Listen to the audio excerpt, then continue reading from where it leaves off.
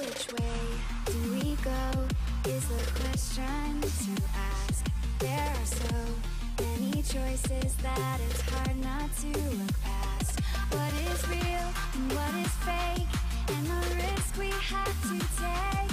Will we know what is throwing off our balance? We're trying to find ourselves without the defining words.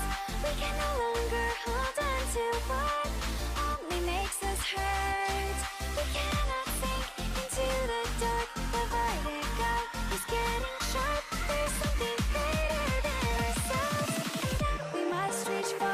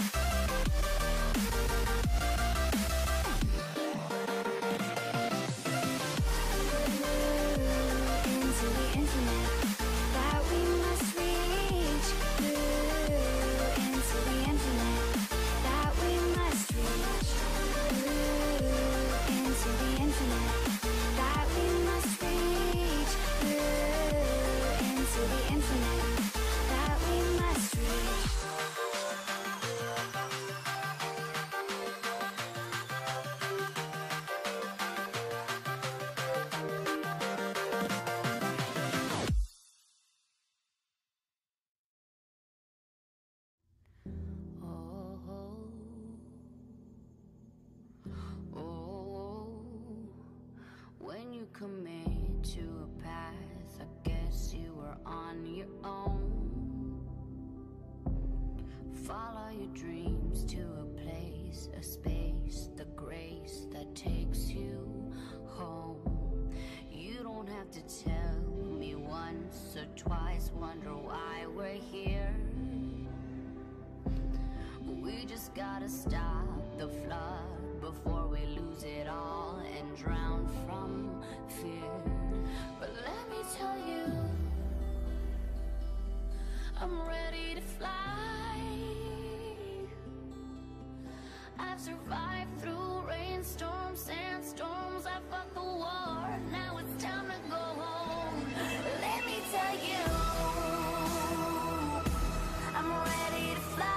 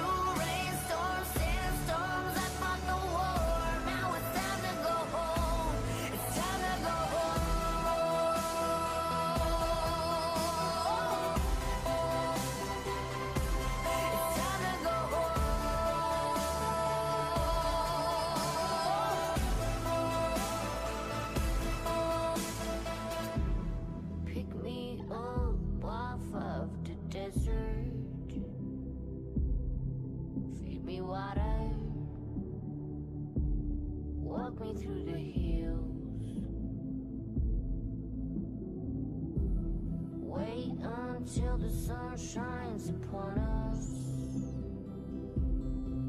as we cross the haunted hills. Pick me up off of the desert, feed me water, walk me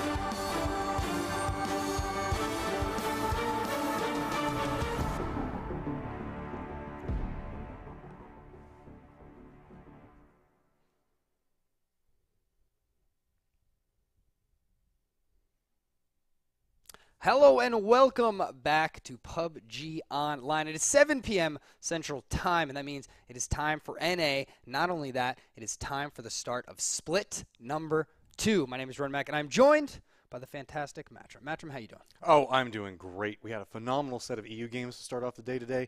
Now we're moving into NA, and I know that you're excited. I'm excited.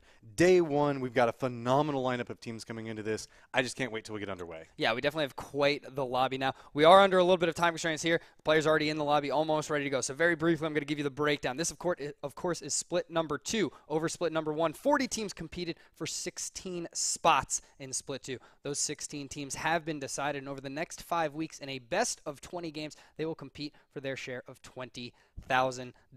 Matrim, the pressure is on. Oh, yeah. I mean, with the prize pool in that size, you know, everybody's showing up and they have to compete. They've got 20 games, or essentially 5 days to make sure that they can get all this done. So over the next 5 weeks, we're going to see a lot of quality performance coming out. One of the things I did want to note for everybody as we're coming into this, the number that's going to be next to the team, such as like wildcard is going to be team number 1, is all based off of their placement in the last split. So you're going to see a lot of these teams really fighting their way up inside of here. So if you see a team 16 really coming in and performing, that's going to let you know that these are some improvements coming out of teams, really just trying to make sure that they make their way up. In EU, we saw a lot of that happening as some of the middle of the pack teams really came out and performed. Yeah, and it's very interesting. We have a lot of teams kind of that are down on the bottom that we would normally figure would be one of those top tier 1 through 5 teams. Mm-hmm. Team Envious coming in, just barely making it into Showdown in Season 1 here with a 16th placement overall. 15 Ronin, 14 Nova, and right above them, Cloud9. Cloud9 was not even in the mix until the last 2 weeks. They jumped from the mid-30s all the way up to the 13th place to claim their spot. So keep an eye on those teams. They've done very well towards the end of this season. I expect a big splash from them. Very early. Yeah, and naturally we have a lot of the fan favorites. If you've been watching PUBG Online for quite a while, we've got Wildcard that's going to be here. We have Optic, Totality, Ghost, Space Station Gaming, Tempo Storm, Set to Destroy, God Squad, Team Gates. It seems just like the normal guys that are always around, always on the top of NA. It is quite a lobby, but it is about that time that we head into our first game and see where this plane is going to be coming from. All right, and let's see how RNG blesses us today and how all these plane paths come in. Waiting for everything to get teleported up inside of there and see where our plane path's going to come in. It looks like it's going to be on the eastern approach coming up and going to come over around the Zarki area. It's going to make it to where a lot of the places that it seems like to go should be available up on the map. Military base might be a little bit difficult to get to. Primorsk, those are really the only things that are going to be off the table. Yeah, it's one of those planes that's kind of cutting it down the middle, right from Lipovka over School, over Rozhok, all the way to Georgopol. So all those teams should be able to grab their spot. Once again, yeah, it is a little bit of a reach for Prim. It's a little bit of a reach for military, but I wouldn't be surprised if we see some teams opt for some vehicles and head in that direction. Ghost Gaming jumping towards the Milta area, maybe teasing a little bit of traveling to the Novo or military base. Definitely a team with the potential to do that. Curious to see how many people might still hold on to Georgopol. Georgopol is definitely one of the North American favorites. As you usually can see like about 4 different squads posted up. You'll end up usually having North Georgopol split between 2 different locations and South George split across 2 different locations, and even somebody inside of a hospital. You can see right as soon as the plane comes up there, everybody separates out. We've got Optic up there. We've got Envy that's up there. Looks like we also have Shark OW. Tempo Storm's doing their hard push down into the Gatka Fields area. Everybody knows they love going the trash Gatka route, where they can kind of separate out and get everything. Wildcard also doing a push over next to Pachinki. Looks like we have a couple of different squads flying over Pachinki at the direct time. Yeah, and it's kind of weird. Everyone knows it. If you're an NA fan, you've been around for a long time. Envious, they have always gone South George. That is where they belong. That is their bread and butter. It's what they know. And a little bit of contention here from SafeRez, former MLGB, kind of putting the pressure on. So Envy kind of spreading around in that area. We'll see how that develops further on into the night. And a lot of teams still moving, finding their location. Team number 10, that's Team Gates with the wonderful TG in front of their name. So a big shout out to all of them. Playing with Mini Fridge, he's in here tonight. They'll take Rozhok's school and apartments. That entire area will belong to them. We're starting to see that be more and more popular, where you kind of separate out and try to get as much control over everything as possible. And look at this. So we had a very northern-based plane. That means naturally RNG just has to come in here and say, hey, let's all go down to military base. So with this, you can see Pat Caps, Pistola Time, the rest of his team. Little Prodigy's still up in his parachute time, not managed to make landfall. It looks like they're already making their way back down there. God Squad is going to go try to claim military base very early. Our guys over there from Ghost Gaming looks like they've got a lot of control over Milta.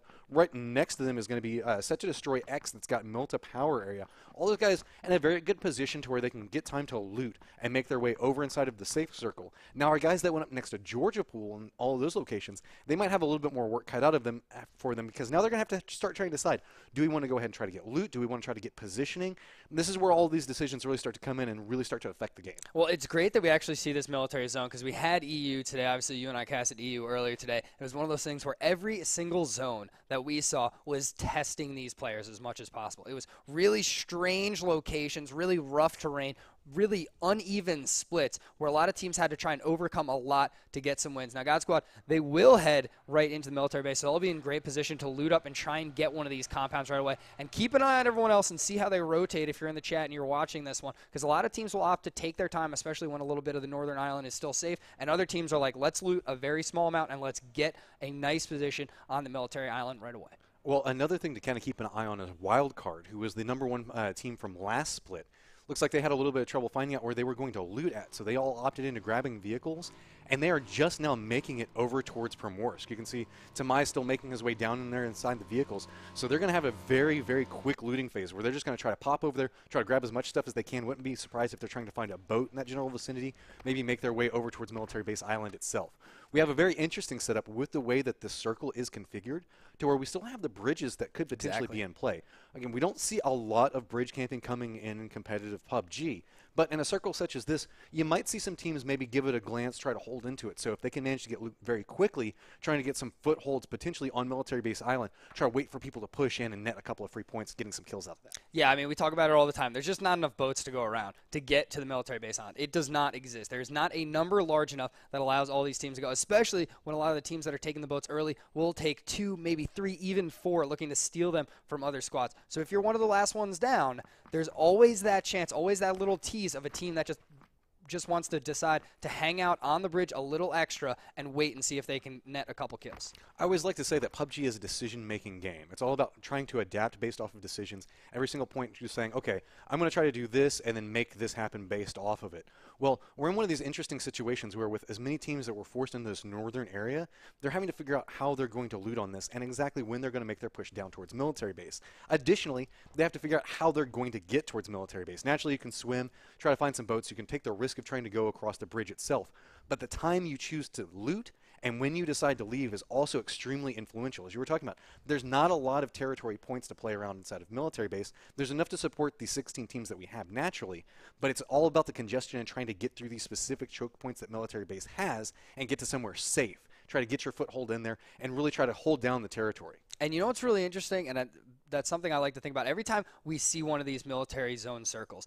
It does not happen as much in EU, but in NA, a lot of the teams will opt to just stay on the main island. They will wait until they are absolutely forced to leave, because it's almost guaranteed safety. If you're one of 2 squads staying on the main island, you just hang out towards the shore, you have your vehicle, you wait. The moment the bridge is no longer safe, then you go across. You wait that extra minute, and a lot of teams tend to do that, as we see Paradox actually heading up towards Kameshki, running out of time here, just 1 minute left until the zone will start to push them, so they need to loot very quickly and then try and get to the south. You could tell that Cloud9's not happy with their loot at the direct time. With a minute on the clock, sure, we're playing with competitive rule sets here, so the circle's going to come in a little bit slower, so they can try to outrun it as they go. But whenever you make that push north, whenever you're supposed to go so far south, they know that they need more tools. So they're going to come into this, try to acquire what they can, and they're going to have to modify this as quick as possible. Now, what we might end up seeing is if you have enough stims, you can try to kind of tank the first blue circle. Specifically with the military base circle, you see this happen a lot. People don't necessarily want to jump into the fray and push themselves through those choke points, and may take the blue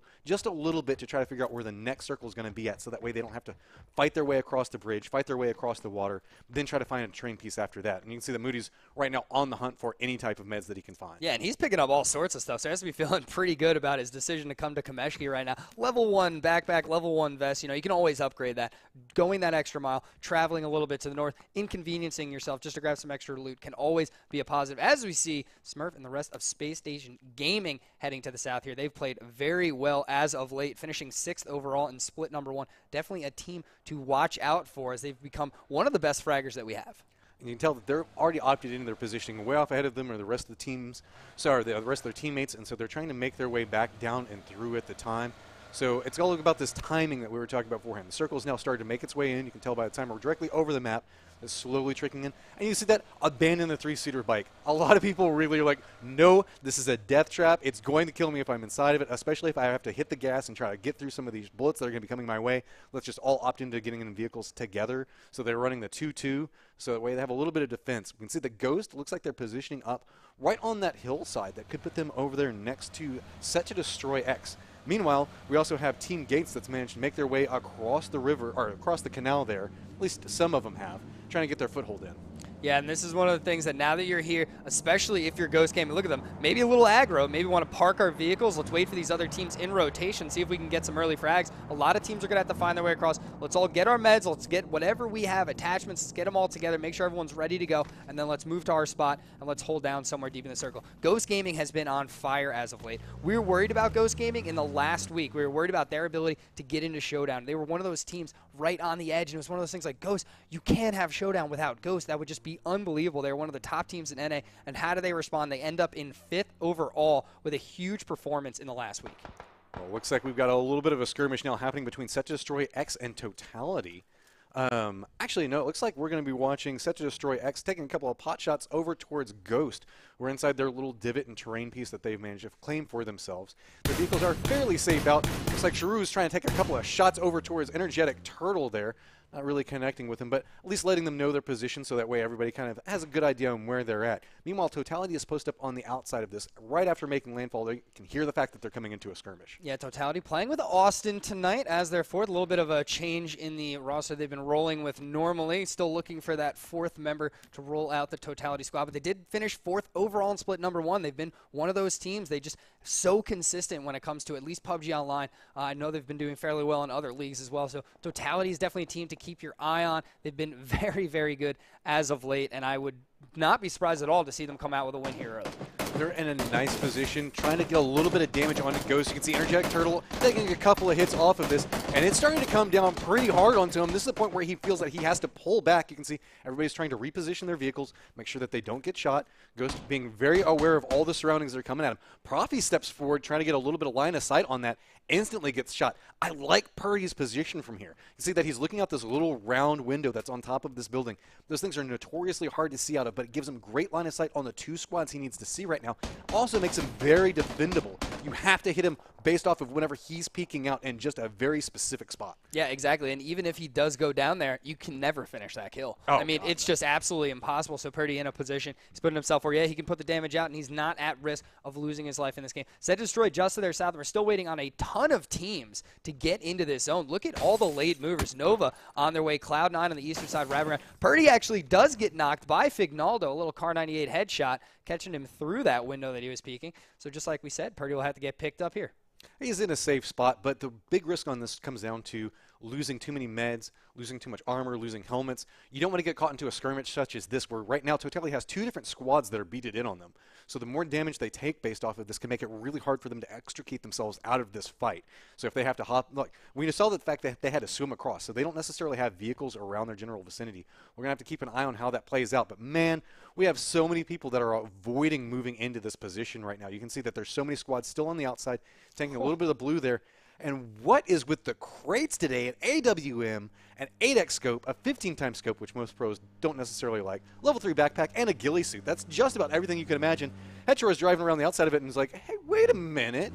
Is this something I might be able to get for myself? And yes, does collide with the tree, but looks like he's going to get himself a very Don't you dare drive away, Hetero. No. Don't you dare drive away. Yeah, he's parking his vehicle somewhere safe. Hetero.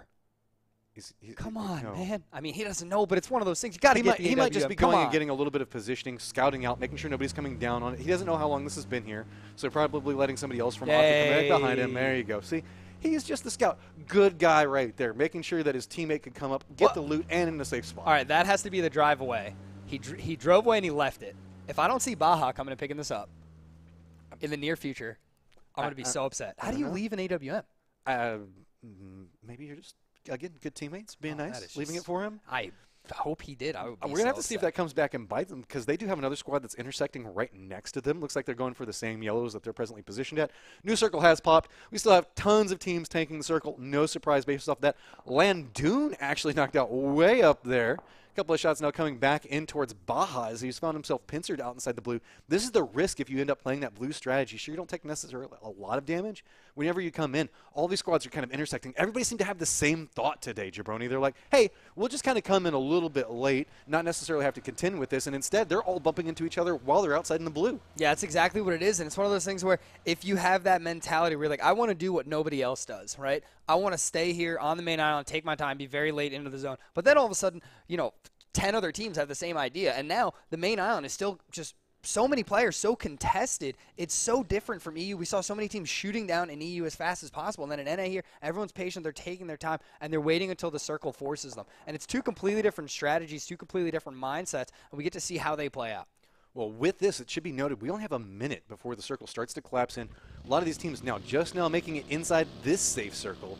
The next circle is going to be on the far eastern side of military base. So these guys that we're looking at that are still on Orangel proper still have to make their way over towards military base and have to move from the west bridge area all the way over to the eastern bridge area.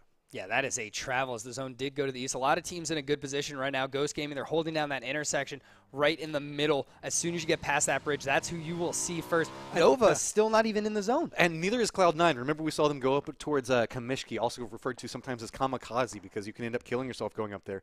Moody is now making his way down here inside of either a boat or a wave runner. We don't know which one of them it is. You can see a solid FPS already holding down a section of Novo there, trying to set up for his teammates. And yep, they're just strolling over here in their boat. And that's a good guy from Solid. He's making sure to hold down a location so that way they have a place to make landfall. Yeah, and it's really not a bad place to make landfall at that. If you stop in Novo, you can move through safely for the most part, get to that barn there, and then possibly work up the hill. It's a position that Cloud9 can definitely play off of in the future. And look at this safe location they decided to stay. They did not overextend themselves, just waiting for the full four-man to get here before they make any wild moves. We got Nova that's doing, it looks like the cliff jump off the side there, putting themselves in the safe circle and going to force themselves to have to do a little bit of a swim. Looks like Shark and the rest of his crew, they might be opting and going around, at least trying to see if they can spot any boats. They're not going to be there. Or probably making their way across the bridge, but looks like Ghost is already repositioned into a bridge camp spot right smack dab in the middle of the circle. Yeah, it's a great position for Ghost to be in right now. It's kind of surprising because you would think there'd be a lot more traffic, especially at this point in the game, as this circle closed. Teams have to get south. They have to as soon as possible. The only team we really saw wrap around the southern side of the island was Envy. They decided to go all the way from where they were in South George and wrap all the way around to the southern side of the island. They're the only team that I've seen do that so far in this game. Normally we see a lot more squads rotating all the way around. Goes with a nice spread here, though. They're holding a lot of land just to their east, Space Station Gaming. And to their south, up on the hill, it's Duel, Pentatol, Znark, and the rest of the squad. Ton of sight lines up here. They will have a ton of information going forward in this game. Hopefully, this circle does not force them down the steep side. Duel is definitely the kings of the high ground and information collection right now. They can see everything that's happening around them, and they can dictate so many fights. As long as they stay inside the safe circle, they can kind of get a feel for whatever's happening around them and influence so many fights. The problem with this location comes if you have to leave it, because there's so many death traps. If you can't, you have to take specific paths to get down, specifically along the paths, or kind of like juke your way down across from rock to rock. That can make you just a target for everybody. Naturally, if you go loud up here and you start dictating some of those fights, everybody's going to remember you're up there and they're going to want vengeance for it. Yeah, and it's one of those things, especially if the circle goes to the west, you can't climb down. It's too steep. It's just way too aggressive. You have to go down the eastern side, use the road for the most of the trip, and wrap around. And it takes extra time, puts you in a lot of danger if the circle is not your friend. Looks like we have Optic that's doing a push up here, running right up into safe. We can see that they're still outside in the blue. Baja's already having to force his way down inside the water. 17's out inside the damage circle right now, trying to figure out how he's going to come in this. They're going to have to circle around. This is going to force Optic into two different points. You can see that Shark gets a feel, knows exactly where Baja's jumping in out, waiting for him to come back up and through here. So they're trying to move forward, get landfall position. Looks like Hypok's going to go over there, and their Optic's going to move into a 2-2 position. Yeah, the problem here now, especially now that Hypok just took a shot, can he even make it? Can he med? You can see the fact that he has the stems already burning, it looks like, because he keeps ticking up just a little bit as he's swimming over and through. I don't know if that's going to be enough. It's going to be really, really risky if he can make it over there. I think that he has the time for it. But this is, again, that risk of playing the edge strategy. Right now, Optic keeps just bouncing into team after team while they're trying to play it safe, and it's just countering the safe strategy that they're doing. I don't think that he's going to make it. No, he's going to have to come like up and Hypok's get air, die here. and that's going to be all she wrote for Hypok because there's just nothing that teammates can do for it. He's just having to power swim at this point. If anybody on the other side of that squad, if they just look this way and take any shots at him, he's dead. But Let's see. This is going to be a nail-biter if he's going to be able to make it. You can see he's ticked down. No, he's not, and he just drops. That is very unfortunate there. Actually, at the exact same time, Wildcard losing 2 to a vehicle explosion, so that's huge for them. Look, the other 2 actually on the road going right past Set to Destroy. Shots coming out on a Sharp Shot and Kickstart. Set to Destroy trying to live up to their name right now, trying to blow up every vehicle that's out and around them. A lot of damage coming out onto Sharp Shot. You can see Wildcard does get a reposition out there. Just 2 members left now. Kickstart's trying to find somewhere that he can try to find some level of cover. Look at this. Austin's trying to make his slow approach over here. They're right in the middle of a whole bunch of different firefights. You can see Sharp Shot's already getting shot from the guys' totality that are going for a reposition. Yeah, this is really, really tough. Wildcard holding down a good position now with the 2 of them, Sharp Shot and Kickstart, and they definitely have the talent to take any of these fights. Austin needs to be careful, though. He's going to be spotted out. Nice shots from Kickstart taking him down. And look at this. Smithy is just on no life out there. So Sharp Shot and Kickstart looking back that direction, waiting for him to pop his head back up. They do have one person that's inside the safe circle. Sharp Shot's just on the outside of it. Smithy's out swimming, and you can see right behind them is Team Gates that's coming in. FlyQuest looks like they might be joining into a similar party, but look down there on the south section. We've got Envious caught up in a squad fight right now with the God Squad. Yeah, Envy, we talked about them before. They wrapped around the southern side. They take down Little Prodigy here, and now they're putting the pressure on. They're slightly in the circle, just barely safe, but they need to clear this out. They need to clear out the south so they can move more freely, and the pressure right now is coming from the God Squad. That's what's holding them to where they are. And you can see right now God Squad's just trying to peek up, using a little bit of a ravine to play around. They're forced to kind of cower back behind that tree. So Envious is going to pull back around, use the terrain. You can see that there's a little bit of a dip over here, trying to position themselves to get themselves into the safe circle. Now starting to compress about halfway there. But meanwhile, if this fight continues to move a little bit more north, that could put everybody that's up at the radio tower location to have line of sight on it. So they have to be very, very careful. They're firmly aware of where people could potentially be at. Jesse Lowell already starting to take some damage off to the side. Yeah, and that's something you have to worry about in PUBG. That's one of the biggest issues when you're taking a team fight. You cannot get third party. You have to be aware of who's around you and what other teams will have angles on you. As you see right now, Team 11, Duel, they're taking shots at Envy. Envy has been spotted where they are, and a little bit of the line of sight is there. On the eastern side, though, it's Tempo Storm. They're wrapping around. They're moving down the road. You see Maluk, BenQ5, and the entire squad. They have a great location. They're not too contested. They're going to safely make it into this zone. There are so many little mini skirmishes that are happening right now. You can see that was blowing up in Nova as well. So many squads are stacked up on top of each other. Everybody's just trying to get what damage they can. Remember we talked about beforehand, these little attrition battles, burning off meds, burning off helms, trying to get people knocked, making it so much harder for everybody to move into the later game. We have the circle that's about to collapse in and show us where everybody's about to have to move to. And you can see this is just a very back and forth fight as everybody's just trying to fight for some type of foothold inside of the circle, try to find some form of safety. But man, there's so many people that are locked up inside of Novo right now. Yeah, and Nova, we talked about it. Nova actually moving into Novo, and then Cloud9 doing the exact same. They have the cover. They can hold that location, but a lot of teams are probably going to end up there, especially coming from the north. If they need a place to go, they're going to try and slip in. The new circle just popped. A little bit of Novo still safe. And to the west, the mountain, if I'm not mistaken, the top of it, probably a pretty good place to be right now. A ton of line of sight right now for Duel. They can just completely hold the east as long as they take care of these teams on the west. They don't let anybody up on top of their hill. They should be in a great location. Well, based off the way that some of the trees start playing out over there, you can see across the hillside, makes it a little bit hard for anybody that's playing around the Novo area. We've got two squads right on top of each other, so that means that Nova is going to have to push down to get a little bit closer to Cloud9. Looks like Cloud9's going for a little bit of a reposition. They want to get some form of territory. They figure that people are going to start probably compressing in on them, as Nova is one of the last easy, accessible points of real estate that you can try to come in and claim. And right now, look at this. We're still seeing God Squad and Envy caught in a fight back and forth, and that's going to be 2 downs, 1 on each squad right now, and they're just not capable of disengaging off of each other. It's just a lot of nickel and dime damage back and forth, and you can see it's going to look like Envy is going to be able to get a res off of this. I believe that God Squad might be able to do the same, but it's going to be really, really close on this. They're not quite inside the safe circle yet, so they have to be very, very careful. This is one of the longest fights that we've seen, is because neither team wants to fully commit. They're being very patient in their fight. They're looking for the down. Pistola time is down. Great. Envy's not pushing. They're staying where they are. They're not risking themselves to get this kill. So the God Squad will move up. They'll try and get the res, and they'll just keep relocating into the zone. Both these squads moving as slow as they possibly can with the zone at their back. And you can see shots are now raining down from up north of them on that radio tower. It's going to be a duel firing down into there, making it a little bit hard for harassment, getting that res off. Tree line does provide a little bit of cover based off of this, so they're just waiting for anybody to peek back through. Going for the shots on the tires, making sure that they have to run inside the next circle, making their life just a little bit harder. They do have a squad that's directly down below them, and that's going to be FlyQuest that's just hiding in the shadow of that mountain. Yeah, and FlyQuest. Oh! Woo! Look at this. We got a squad fight that's breaking out right now as Shark and the rest of his team just collapse onto this building and take so many casualties. Already one person dead, another person down. They just ran right inside of a firefight, running straight into Space Station Gaming. See, lining up for the grenade. Is this going to connect? Going to roll right back out there, and I think it's going to bounce him out and forward, but there was no follow-up shots inside the smoke. And there we go, finally getting the down and the kill based off of it. And so that's just going to be one person left out there.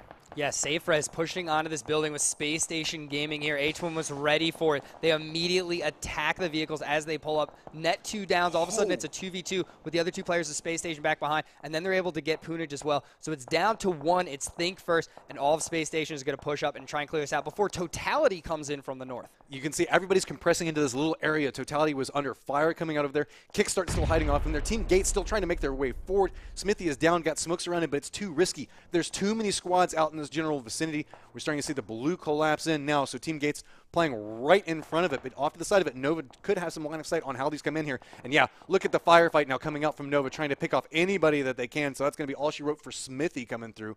Now it's all about how Kickstart can make his way over and through this. We finally see God Squad and Envious separate out just enough to get a little bit of breathing room. Yeah. All of this intense combat, you have to feel good if you're Ronin. You have to feel good if you're Tempo Storm. You're holding down an area of the circle that's very calm. It hasn't been over-aggressive with huge fights yet. Just very, very calm. They moved into the zone. All these players safe so far. The north is where you do not want to be. There's a huge population. Based on where this circle went, it forced all these players to move north to south, and it's created a huge population right in this set of buildings. And you can see that there's so many casualties that are happening on the northern section of the circle. Team Gates already losing one member, trying to make their way in. Looks like the one remaining member is going to be able to make it in. Ghost playing on the outside of this. You can see that Profi is out inside the blue at the direct time, taking a little bit of damage based off of this. Is he going to go down out here? Yeah, he's going to get knocked off of this. Oh, he's got a lot of shots that are coming back over from him. Yeah, he got stuck back over in that position. It was going to be his teammates taking shots at him. Threw me for just a second, but deny the points. Don't let anybody else get it. That's so unfortunate, man. Just jumping, looking for crazy angles as Profi do, and he ends up getting stuck. Space Station Gaming still looking very strong here. The way they're moving, they're going to head over towards Nova. That could be a fight coming very, very soon. Just their south, Cloud9. 17 from Optic, still alive somehow, snaking his way through this one. And he's going to find a place in the zone. So that's your solo survivor right now. All alone is 17. Well, we've got Cloud9 taking some shots back and forth at Nova. That's what allowed Optic to kind of sneak in back behind there. 17's just playing off of the sounds that he's hearing around him. Moody taking some damage from multiple angles there. He's going to have to drop back down as he put himself in the sight lines of Ronin. So going to have to heal up there. You can see that everybody's kind of hunkering down in this position. We still have 38 people alive, Jabroni. As I say that, you can see FlyQuest taking some knocks there. Yeah, moving up. FlyQuest, they're right on top of Duel, so this fight has developed completely at the top of the hill. They're trying to clear out Duel before moving into this circle, but FlyQuest gets the short end of this one and is killed off. Will actually finish off 13th in this game. But once again, Ronin, it's where they are. It's that barn. That's a great position. Team number 15, you see them right there. You see Cole Dementa. They're in a great spot in this barn. They're going to be able to gatekeep all of these teams trying to come out of Novo and try and hold this the best they can until they can move out and try and win this. You can see that Envious and now Tempo Storm have caught themselves in a little bit of a skirmish. Grenades now starting to fly out. Salvo's coming down right on top of Zampa, and your boy Dre does connect, and that's going to be all she wrote for Zampa, getting knocked down there. So it's going to be really hard to make this through. But you've got, see, Caden's got himself in a little bit of a hard spot. He's got Jesse Lowell off to his side. He's really wanting to try to get back up there and res it. Zampa's down and out, but looks like the other guys from Tempo Storm are trying to get back over to him. They have a little bit of train piece that they can play around, potentially getting the res off of it. Grenades now crashing down around Caden, trying to figure out if he can retreat back off this. He's all by his lonesome here, and pincered between two different squads. Yeah, Caden is in quite a situation here. He's downhill, but even if he tries to move further down, it's Tempo Storm. He did get a knock and a kill, which put him in a decent position, but it's still a 1v2. Maluk peeking over, taking a ton of shots, and will finish off Caden. That will be it for Envy, 12th place. And so now we've got Tempo Storm lined up right next to God Squad. They do have a mountain in between them. Energetic Turtle and the rest of Ghost are trying to squeeze in, ending up right next to Duel, coming off of their mountain climbing adventure there. McCoy now peeking up, gathering information for the rest of his team right after that down happens. He knows exactly where they are, trying to figure out how they're going to play this, if they want to play it aggro. He doesn't see anybody directly off of his peaks, so they're just going to be content to play in this little divot here. You can see, look how much damage Ghost has been taking. We already have one person knocked off to the side. McCoy's already lost his helmet. This is very, very dangerous whenever you do these hill peaks, kind of popping your head up off of there, because if the other person sees you before you see them, it's almost an instant down. Yeah, Ghost's going to have to do whatever they can to keep Duel out of this one, keep them uphill. And as soon as they're trying to push, they're trying to rotate into the zone, you got to get your knocks, you got to get your downs. This is a 3v3. Profi did die off in the blue before, so they do have an even fight now that they've picked up Turtle. He needs to be aware, though, of this player to the south. It's Wooly going for the flank. Wooly looks like he's spotted him off of the peak. He's waiting for them to step back around. New circle has popped up. Both of these guys are going to have to move into the safe circle. They're going to have to cross a road, so Wooly seems to know exactly where he is. Lines up the shots. It's going to be K-Mine that actually gets the drop onto it. That's going to be trouble for Ghost Gaming, as now Wooly does get dropped off of it. You can see Znark's coming off the backside of this, trying to get a nice, pretty flank onto it, playing right on the edge of the blue 20 seconds before that starts to come in. K-Mine steps up and forward and gets it down onto one of them. Zark needs to come in and try to provide some type of cover. K-Mine is under fire from everywhere, and yes, Znark does manage to make it down and provide some form of reprieve from K-Mine, so now they have their work cut out for them. They still have to make it into the safe circle, and look, there are two squads right on top of each other. Pistola Time just lines up Tempo Storm, gets the knock onto one of them, but gets downed in return. Yeah, Padcaps now, he's looking for the shot. He has Zampa right in front of him. He may be able to get this one without being seen at all. If he can clear out Zampa, nice. This could be it with the frag. No, Zampa jumping. Zampa hears it, does the spin off of it, but gets the down on it. Great awareness coming out from Zampa. Gonna be able to get the res on that. That's just a solid performance coming out. And with that, we now drop down to 22, Jeroni. Yeah, this got very, very small, very fast. And look at this. Everyone has to come out of Novo. Everyone has to move to the south if they're up in the north in the buildings. Locknarb trying to find a safe place to go. He's 1 HP, and he's going right towards Space Station Gaming. He's found a location. He'll have an opportunity to med here, but it looks like only 2 bandages. And you see off in the distance, it was Cloud9 trying to cut their way across there. Moody getting run over by his own car as they tried to drive up, make it into this next area. Looks like they bumped into Ronan. So Moody trying to crawl back. Can they get the res off in time? Smokes are coming down. Paradox has a smidgen of life there. Any bullets that could connect with them could make this to where 2 people die off of it. This is so risky, but so brave coming out from Paradox, trying to make sure that they can get his team up, and they leave no man behind as they're trying to now retreat back. Yeah, Cloud9, they want 4-man strong moving into this one. Nova in a lot of trouble. Locknarb all alone now, has to try and get into the zone. Space Station Gaming, look at them. D-Master, H-Win, Vexel, all keeping him out. Smurf actually taking out Purdy from Totality. So that's it for Totality, but how does Locknarb get in here? He's just got to let the other team clear it out. And no, Smurf spins back, sees it, but he gets down in return as well. See, Cloud9 still separating out. They still have to make their way up this little bit of a hill, and Ronan just has them in their sights, waiting for that moment that they have to push out. He can see that the blue's starting to creep in on him, waiting for them to step, goes for the shots, connects with a few of them. He's split between 2 different targets, and that allows both of them to make it into safety. Well, look at this zone now. We have 5 teams left, 3 of them all right next to each other. We have Space Station Gaming up in the north, just to the south of them, Cloud9, and just to the south of them, Ronan. They are in a lot of trouble. It's going to be a lot of teams being able to shoot at each other. Look at this. Cloud9 is running straight up on top of Space Station. They know where they're at. They're trying to get this off. We can see that they're trying to position up, getting the grenades. Is H-Win going to peek this before the grenade manages to come off? It's all a matter of who sees who first. Looks like Moody gets the feeling that he's going to go for the peek. He does see it, goes for the shots up, gets the down. Nice shots coming out from Moody, steps back up, gets the kill based off of it, trying to get some shots, get some hits onto Vexel. Solid FPS steps forward and gets some downs and some kills of his own. Meanwhile, we have some shots coming up from the northern side of this. Everything is just blowing up across this hillside as now Ronan is stepping forward, taking some shots at Cloud9 as Frolicker gets dropped. It's going to be solid FPS going down. Moody's just on a full retreat. You can see so many people from Ronan also damaged inside of this, and Moody does go down and Cloud9 is out.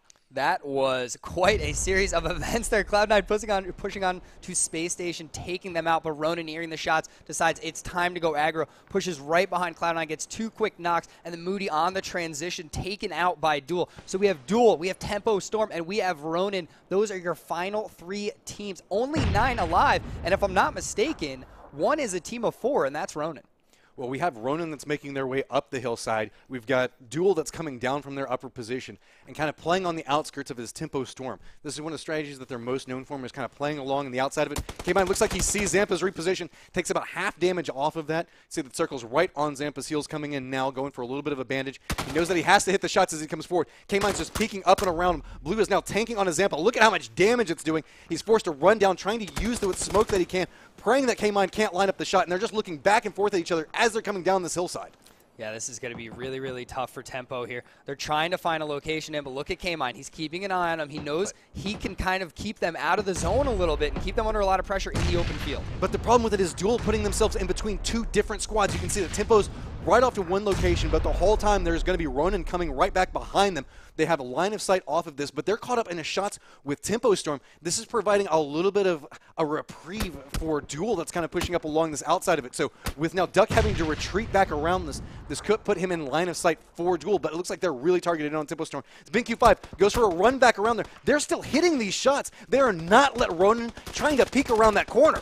Yeah, K-Mine going down, and that's it for Duel. Snark is killed off as well, and it'll be Ronin taking on Tempo Storm, but every single time one of these Ronin players was trying to peek, trying to get an angle onto Tempo. It was BenQ5 immediately putting the shots in, scaring them back, forcing them into this corner, and now Tempo is being the aggressors. Oh, and nice shots coming out from Zampa, getting the down onto it. You can see that Ronin is playing off the back foot. They keep getting down, and they just barely get time to get a res up. Finally, Zampa gets knocked on top of it, but Luke with a nice flank gets one, tries to line up the second one, but he goes down. Duck is on no life of that, but Texas holds down the shots on top of it, and Ronin comes in first. Wow, that was something else. That was an intense game down on the military base. Ronin taking game number 1. 8 kills, 4 coming out of Coldamenta. Tempo Storm in second place. And Duel taking third. Wild play, wild zone. And a lot of great movement by a lot of these squads. A lot of close, aggressive fights taken at the end there. That was such an interesting end game. As we saw, it was kind of wrapping around this hillside, so different squads playing on different hill points and kind of forced into these little reprieves that they could get as they took one shot one direction, took shots the other direction, and it just kind of made it to where everybody had some form of safety just based off of their peak. We saw such amazing flanks come out of there, such game awareness coming from so many of the players that just led to fight after fight. It seemed like as soon as that started taking off at the end, as soon as the teams had to come out of Novo, it was combat till the very end of that game, 100%. And it was something that was so aggressive where we had fights on so many different fronts. We had Duel on the mountain. They had to come down, and I thought they were in a lot of trouble. FlyQuest pushes onto them, and I was like, oh, Duel, this is going to be a tough fight, but they come away with that one. Then Ghost Gaming, trying to gatekeep them out. A great flank coming around. K-Mine able to get great shots out, traded out, but they're able to push. And with a little bit of help, Ghost Gaming is eliminated, and Duel is able to get into this one and get that third place. I think that's huge out of them. There are so many strong fights coming back through there. I know whenever the guys go back and review that, it's going to be so interesting to see how everybody was kind of forced into these specific plays. And I have to say, we saw a lot of really aggressive plays coming out of there, really confident plays that were coming through. These guys were stepping forward and believing in their capabilities to get shots. And you saw very many times it was, I'm going to get it down, but then I go down in return, and I trust the guy to my left or to my right to finish off that guy and get the res for me. I'm going to ask you a question, very important question, an opinionated question, if you will. I know, I'm worried. Tempo Storm there. They were very patient in the early game. They wrapped around. I love their movement to get into the zone. Did a great job. They held down a good spot. BenQ5 looking sick out there. Every time that he's getting peeked on by Ronin, immediately taking the shots, forcing them back. They get the one down. Was that too far to go for that aggressive push, or was that the play to win the game? It's kind of rough to say at that specific point. They were trying to make sure that they could get some form of positioning inside the next circle, trying to line it up. We can see that Tempo Storm regularly tries to split out and tries to get some control over it. Most of the solid teams do that once they feel like they have some level of control inside the circle. You don't want to all group up and round a corner and then just have one guy just spray and kill your team. Sure. So they start to separate out and get different points. What I think was one of the biggest influencers for the end of that was that long fight that we saw happening with Tempo Storm and specifically like Envious and all those guys as they were kind of caught up in that southern area of the circle, where we had, I believe that it was Squad 11 holding the high ground position, forcing everybody to reposition. We saw a lot of downs coming out of that, and I'm kind of curious as to seeing how many meds had to be burned inside of that, because naturally we saw a lot of people inside those last couple of circles. So many squads did not have helmets. We saw a lot of people without body armor. We saw people just trying to get some type of run into a position and taking so much damage based on it. That was a hype first game. My gosh. I could not keep, my mouth could not keep up with all the murder and mayhem that was going on in my hair is all poofy because I was like, I know. The whole time. Completely out of control. That was game number 1. We have 3 more games for you here tonight on twitch.tv/PUBGOnline. We're going to take a very quick few-minute break, get the teams back in the lobby, and then we will be right back with game number 2.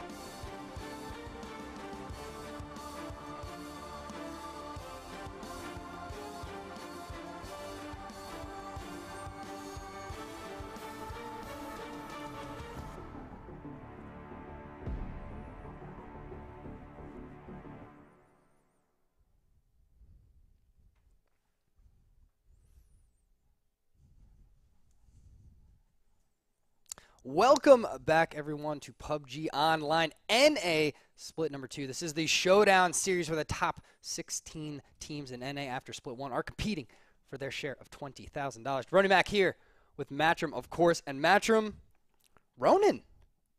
Violence. Ronan, man. That's all I can say about the last game. Violence incarnate. There were so many fights coming through. Yeah. Ronan really stepping up to the plate, doing a solid performance inside there. Remember, Ronan is our 15th place team from last split. So coming in on the very first game of the new split, getting first place, and lighting up the kill feed. I have to give it to them. They did a solid performance coming out of this round. Yeah, and you know what? We actually talked about the location that they were in, the barn just outside of Novo. It's a great place to be because you know the circle never really stays in Novo. It always pulls to the west almost every single time. So they, knowing that, moved in there, got a nice location. They were like, okay, take care of everyone from Novo. We'll be okay for the rest of this game. Get a nice placement. But then once they take care of everyone, they push on top of Cloud9, extra aggressive, clear them out, do a great job, and then as soon as Tempo Storm gets a knock, they push, but Ronan able to fend it off and get the win. So a huge game one out of them. It was a wild one. I have to say that was one of the most intense casting experiences I think I've had. It was just constant, just bam. There was a go moment inside of that round where it was just like, okay, everybody can see each other. Everybody has to come out of Nova.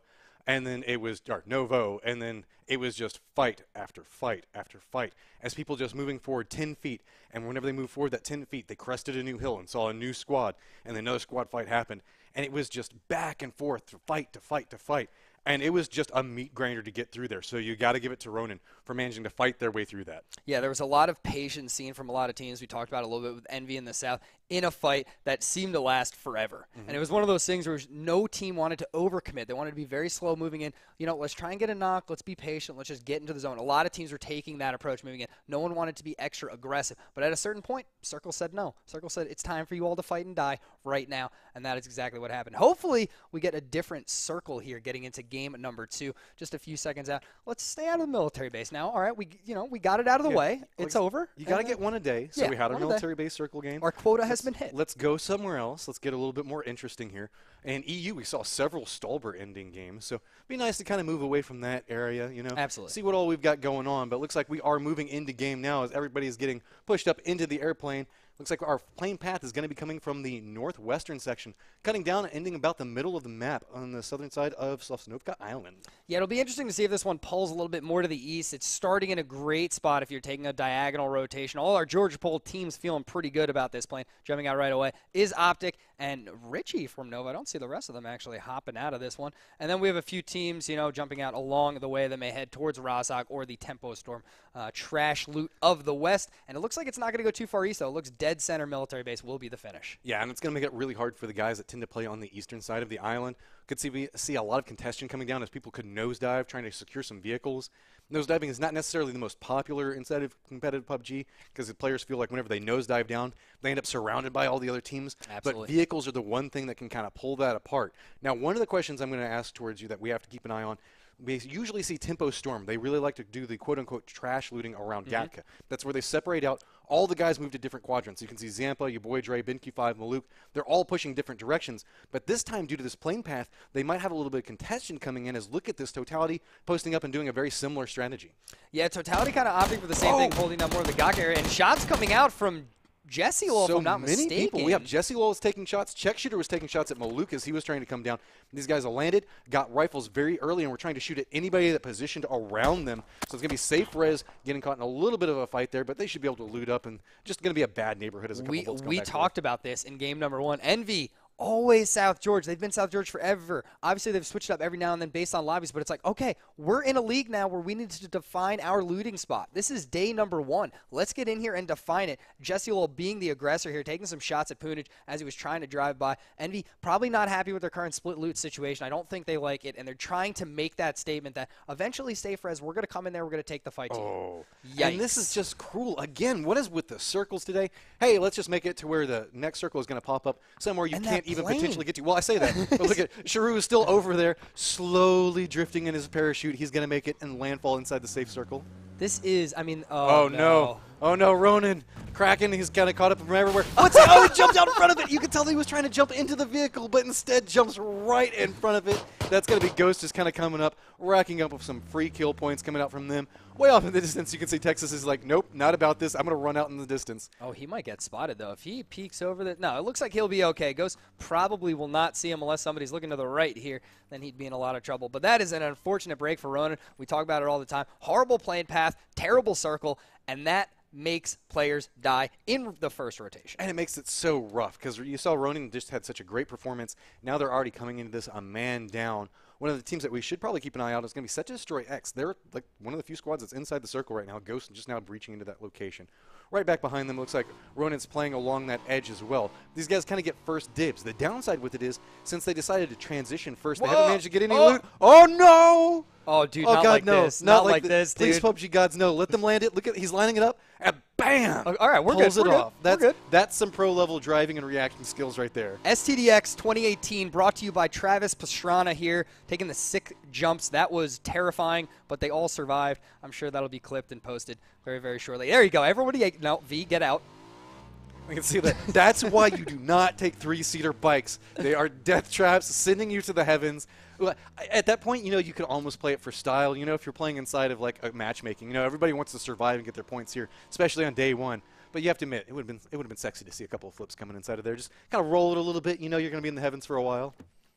Yeah, absolutely. Balak here from Ghost Gaming, they finally found a location to find some loot, and it seems to be Milta. So they took the drive to get into Circle, decided to move to Milta, get in here. That's where we'll do our looting. We'll take our time. We'll get there first. We'll loot. And now they have to worry about when these other teams start to approach and drive past them. If they can get any kills in rotation, that'll be the goal here for Ghost Gaming before they center up a little bit. They are a team that, you know, they move center a lot, and they do play the aggressive stance very, very frequently. Well, Ghost is phenomenal in their pathing strategy, specifically in their rotations. They have no problems in playing edge. They have no problems in playing center. They make sure to react based off of map to map, and they make sure to not go for too aggressive of positionings early.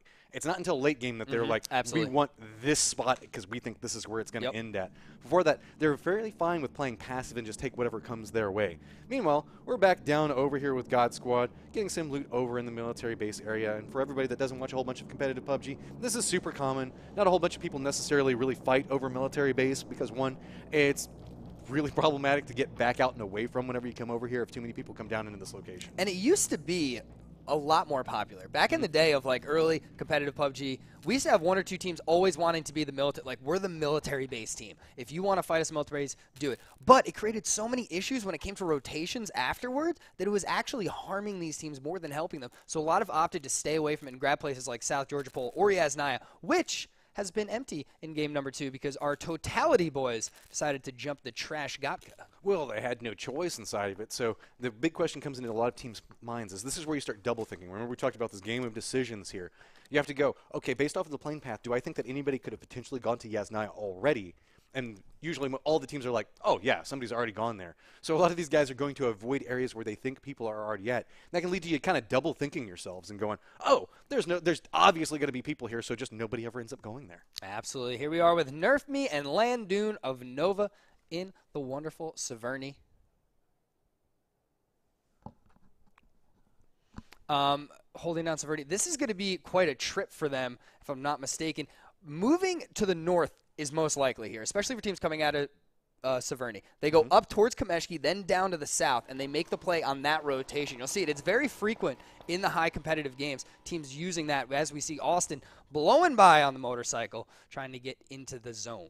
He's rolling over there with the rest of Totality. They're just doing a drive-by of FlyQuest right now, taking a couple of shots at it. You can see Smithy still under a little bit of fire. Everybody's making their drive up Potato Mountain there, trying to find some level of safety. 26 seconds before the safe circle. Before the blue starting to collapse in, but still plenty of time to come off of that. See, a lot of these squads opting to come into the circle fairly safely at a more proper time. We saw inside of Game 1, based off the fact of the military base, everybody kind of tanked the blue for a little while. We saw a lot of late skirmishes that really were detrimental for a lot of people. So we're going to have to see how people play around it this time around, and if they end up coming in. It looks like everybody's kind of learned from their riskier play style last time, being a little bit more prudent with their approach. Yeah, absolutely, and that's what you have to do in a circle like this. There's so many teams moving from the west. Almost everybody is forced into rotation, and it's one of those things where, you know, half the teams aren't safe. Everybody has to move. That's just what has to happen. You're not in the circle based on that playing path. It was so brutal. Ghost Gaming's really the only team that kind of jumped into circle to loot, besides Set to Destroy we saw kind of creeping there as well. And here we are with Space Station Gaming. How is that not beached? I guess it has a little bit of land there. To be honest, I would have never have made that drive. Look at that. It's got like half the propeller inside of there. Yeah. But they managed to play off of it. So learn something new in PUBG every single day, and looks like we learned something based off of that. Now, I do want to follow up on one of the things that you were talking about a second ago with transitions. One of the things to keep aware of is that the transition stage, as all these guys have to move, is the most dangerous stage for 100%. teams. Because so many people opt into kind of separating out and everybody's kind of taking their own vehicle. It's really easy to get shot to pieces if you make that wrong approach.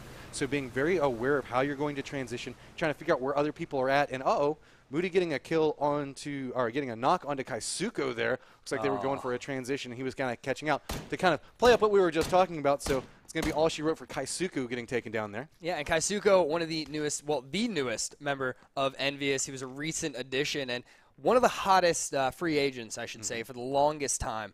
So a big pickup for them, and I'm definitely excited to see how that team kind of adapts to that, not having venerated, having Kaisuko now. Very aggressive player, really great shot, so it's an exciting time for them. And a lot of teams now, well, I should say almost all of our teams, finally in that rotation. We should have this first circle closed very shortly, and then we will stay on the East Coast for this game's entirety.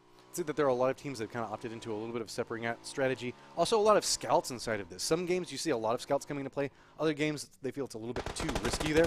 And, we could see that K-Mine managed to get a nice knock there coming on the team gates as they just drive up in this general vicinity. Says, no, this is our home. You can't have it, as they're playing in a little defilade there, saying, nope, this is going to be our house. You know, that's a great spot that a lot of players use in the late game where you see Duel right now, Team 11. Kind of weird to see somebody there so early when there's still compounds up for grabs. They decided to grab something that'll be able to get some kills in rotation. That's what they're finding here on CeeLo of Team Gates. So great spot. Look at this. Nice little divot. You're very well protected, but normally it's kind of strange to see somebody here so early.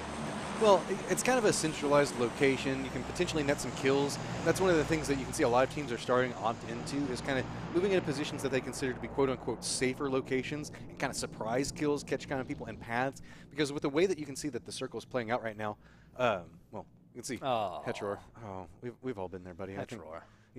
That's a tough field to drive through, though. That is a minefield. Hypoc catches some areas. He comes in there right as soon as you say that. Hypoc should be able to come out here, get an easy res based off of it. It'd be too risky. The Blues not even on top of him yet. Just going to stall their potential transition just a little bit. But nobody's up in this northern area. Is kind of one of the things I was going to talk about. Just based off of the way that the structure, there's a lot of fields in that northern area. And also, look at this. We can see that everybody from God Squad starting to compress in right on top of Bollock. Bollock's trying to figure out how he's going to get out of this. Yeah, he needs to try and get away as soon as possible. He's holding down this wonderful clay sculpture that you see in front of you here. Obviously, I have no idea. There we go. That's better. Now we have our rendering done here. Balak will be okay. It looks like he can survive as God Squad's got to kind of hang out in these yellows. I don't see them committing across the street. That seems like a very bold push if they go for it. I would be surprised if they're even really peeking that aggressively, especially now taking some shots from the southwest. But look at this. Profi with a little bit of a rotation. Well, here's kind of the problem that comes into play. Ghost is kind of separated out here, so they're trying to figure out how that they can get back together on this. See, Bollock's got a couple of bullets that are coming his way. We've got McCoy and Energetic Turtle that are way off to the northeast. So two members down in a lower position. Profi looks like he's just trying to provide some level of cover, potentially, to allow his teammate to get back out. But he doesn't have the clear line of sights on it, so trying to opt into a little bit of a safer approach because he's in a very vulnerable spot. Anybody takes those buildings just to the south of him, he could just get destroyed the moment he steps out forward. Absolutely, and Balak needs to be careful here. He can't really run away. That's the problem. Once he starts running away, that's when he is exposed. That's why he's being so patient holding it. That's what Profi was looking for, trying to get a little distraction, give Balak that window of opportunity to try and get to the rest of that squad of the Ghost Gaming team as they are up to the northeast. So now we got to worry about grenades. We have to worry about a push. It's a tough push for God Squad, though. I would definitely be surprised to see them actually go for the aggressive play here and try and kill off Balak. The risk comes out of whenever you step out and go out after those shots because you can find yourself in a little bit of a crossfire. You can see Ghost already in position to provide some level of cover. Really, it's just kind of better to wait and let the trap bait itself and force that moment for whenever Bollock has to move. The only problem comes into play is if you have to move and you have to run into Ghost, now they have that opportunity to catch you. Yeah, I have to say, I was just watching chat's reaction to the giant three-man bike flying through there. It was pretty good. Everyone's saying, hey, YouTube. So. Oh, yeah. Well, exciting times here at PUBG Online as we watch motorcycles fly through the air. The DP28 matchup. Give me your opinion, sir. I'm kind of neutral on it. Like, I know some people are very anti that. Like, a lot of people get kind of upset about anything that's any form of 7.62 weapon just due to the way that the bullet behavior comes into play. But bouncy. If you can't find anything, it is a solid follow-up weapon. Specifically, if you do get yourself a 5.56 weapon, everybody's always after the M4, but you can follow that up with the SCAR, maybe the M16, depending on certain preferences that come into play. We got a little bit of a hotbed breaking out over here, as everybody's kind of just driving up and by each other. Naturally, Nova's Know From You Please should have a pretty good idea on at least one squad up inside of Lumberyard. Let that one kind of go by. Looks like he's going to opt into potentially playing these lower rocks. Yeah, an interesting location, especially when you see a team heading up to the Lumberyard. But we saw the Lumberyard earlier today, and let me tell you, we saw it in EU. It is a mess. It is a disaster. It'll be interesting to see if we have a zone finish in that area. Once again, it becomes very, very, very populated by so many teams in such a small area and becomes a complete disaster. The zone completely to the west here, a lot of the water cut out, which is really nice. But most of our teams do not have to move except for those that opted to stay up in the north. We do have Cloud9's managed to make some type of landfall pushing out and forward. Looks like Nova's being cornered between two different positions. As you can see, set to destroy X, firing at them from two different points. They were up on top of that Lumberyard area, but Rift is really far back in the back, playing along the crates. So just trying to get what damage they can off that. You can see Rift is off in the distance there. So anybody that comes up this hillside will find themselves pincered between one squad. Yeah, not bad. Lumberyard just hanging out. I just hate it. It makes me anxious seeing teams in Lumberyard. Because there's just... I feel like if you're in there and your teammate right now, you're set to destroy, you're hanging out in Lumberyard. What if a team comes in the southwest and kind of gets in there behind you or gets in there with you? It's so nerve-wracking for me. So many different approach points. We got Think First and Steezy kind of bouncing into each other as they're driving through there. Looks like they're going to choose to kind of hold down this little plateau. But remember, we did see that there was going to be set to destroy X. We do have Rift that's playing in those lower crates area. He doesn't have the best line of sight back up onto this, but they do have a great line of sight down onto him. So this could be fairly problematic for him. So it looks like he's trying to get over towards his UAZ. He wants to get out of this as fast as possible. Uh-oh, kind of bouncing into a couple of things. They're trying to make the drive around, taking a lot of damage off of it, and he gets popped. Gets dropped off of there as the UAZ goes rolling off to the side, trying to make that turn and just caught a little bit of that wooden crate, and that's what stopped him and then just instantly killed. Yeah, I thought he would honestly be okay on that rotation. I thought he was going to be able to escape out of there, go east, and kind of take the long road. But great shots on the tires, slowed him down, could barely move, connecting through the windows a few times, and Riff will go down for set to destroy. Shark OW is actually going to cruise over there, finish off the kill, and grab the loot. This is a nice circle. I actually like the location. I would like to see this go more to the southeast, maybe stay a little bit away from Lumberyard, but get down towards Milta, that area. We see Paradox over there, Team 13 playing with Cloud9. Cloud9, I would love to see them get to the end of this game. I would love to see them grab a win. They're a team. They're hot right now, Matchroom. They're absolutely on fire as of late. We see them right now in the small power plant. They are aggressive. They are violent. Last game taken out by Ronan during that fight. Moody was trying to wrap around, so they did not get a top placement, but I would not be surprised to see them finish first in one, if not two games tonight. This is another one of those squads that likes to play a little bit more quiet towards the beginning. They'll take whatever comes their way, and they're not afraid to dish it out. But they're not necessarily in any rush to get into the violence of late game. So they're just kind of feeling out different locations, trying to get holds in positions that they think might be beneficial. And look at this. They're actually managing to catch some loot. You don't see too much loot actually hitting these stages all too often. But you can see everybody's starting to favor that hillside right along Lumberyard, as so many teams are starting to think that this is where it's going to be at. Tempo Storm living up to what they normally do, playing that outer edge, just waiting for that moment for everybody to come in. You can see right on the edge of the circle here, playing off this hillside, trying to just see if they can see anything off of what's happening around them. See specifically if they can see any vehicles that might be moving up the hillside, kind of provide them a little bit easier transition coming in. But next couple of seconds, we're going to get an idea of where all the violence is going to start happening. We have 59 people still alive, Jabroni, and so many of them are based up around that hillside. If these guys have to transition, it's going to get bloody real quick. Absolutely, and I actually love the way the Tempo Storm moved into the zone. They were very far to the west, and obviously this is a long trip for them. It's a tough zone, so they take their time, they play the zone. And look at how they're not pushing into the zone at all. They don't have to, so they're not going to. And we're going to the south. Milta still safe. So look at it, set to destroy. They're still safe. Ronin, Ghost, Sharpshot, and the rest of Wildcard, God Squad. A lot of these teams, Envious, all still safe. Space Station Gaming, a lot of these squads still safe. But we're going to go to Milta and a big giant field in the middle. Well, that's the big thing with it. There's that field that's just south of the Lumberyard, just a little bit north of Milta there. It's very, very risky as everybody's going to have to do some transitions in that general vicinity. Baja's trying to take some shots back over at Steezy, but he manages to crest the bottom of that hill, gets out no way. But you can see that a lot of people right now are trying to figure out how they're going to make a play off of this. We've got Ghost Gaming that's trying to push down through. Ronan's under a little bit of fire. Everybody from God Squad is taking a couple of pot shots at him. Envious has got a little bit of control over Milta at this time. And it's going to be these early guys that manage to get some type of foothold that now going to dictate a lot of these transitions to follow. Yeah, and Matchroom, so many of these teams went to the east and went to the west, and they're rotating around to the bottom. And it's actually opening up a lot of the northern side of this zone. So the teams that were very far up north, kind of stuck, had to go through a bunch of teams to get in the zone, get into a safe location, are now going to have that path. Nerfing Please going down to a K98 headshot from HWin of Space Station Gaming. So this fight may develop soon, as it's very likely Space Station will have to go west in the near future. Yeah, these guys are just fine with taking some pot shots at each other right now. Space Station Gaming knows that they're kind of pincer between two different spots. The moment they step out, they're in a world of trouble, though. You can see that they do have one squad that's up to their northeastern area, and they have the one that's to the far west. And let's be honest, those are two different squads you don't necessarily want to be caught between, because that's Cloud9, and it's going to be Nova on the other side. So it's going to be really risky once these squads potentially have to move. Yeah, absolutely, and we're going to have to find that rotation, that pathing that they decide to take. Optic, very slow, wrapped all the way around from North Georgia Pole, and you see them coming in on the northeast of this circle right now. They found location on the side of this hill over by Lumberyard. Totality still moving. You see Purdy taking some ADS. He hears the vehicles moving of Team Gates, team number 10 here. He's looking for some shots, but they will get over the hill. He will not get any shots out. So Totality just a few feet to the south here, and they're actually in the zone. And so they're going to continue their trek to a certain degree, but you can see that Gates now has been kind of forced to come out of the position that they were fine with, come back over through the crates. So many people kind of driving through the crates right now, trying to avoid any bullets that are coming their way.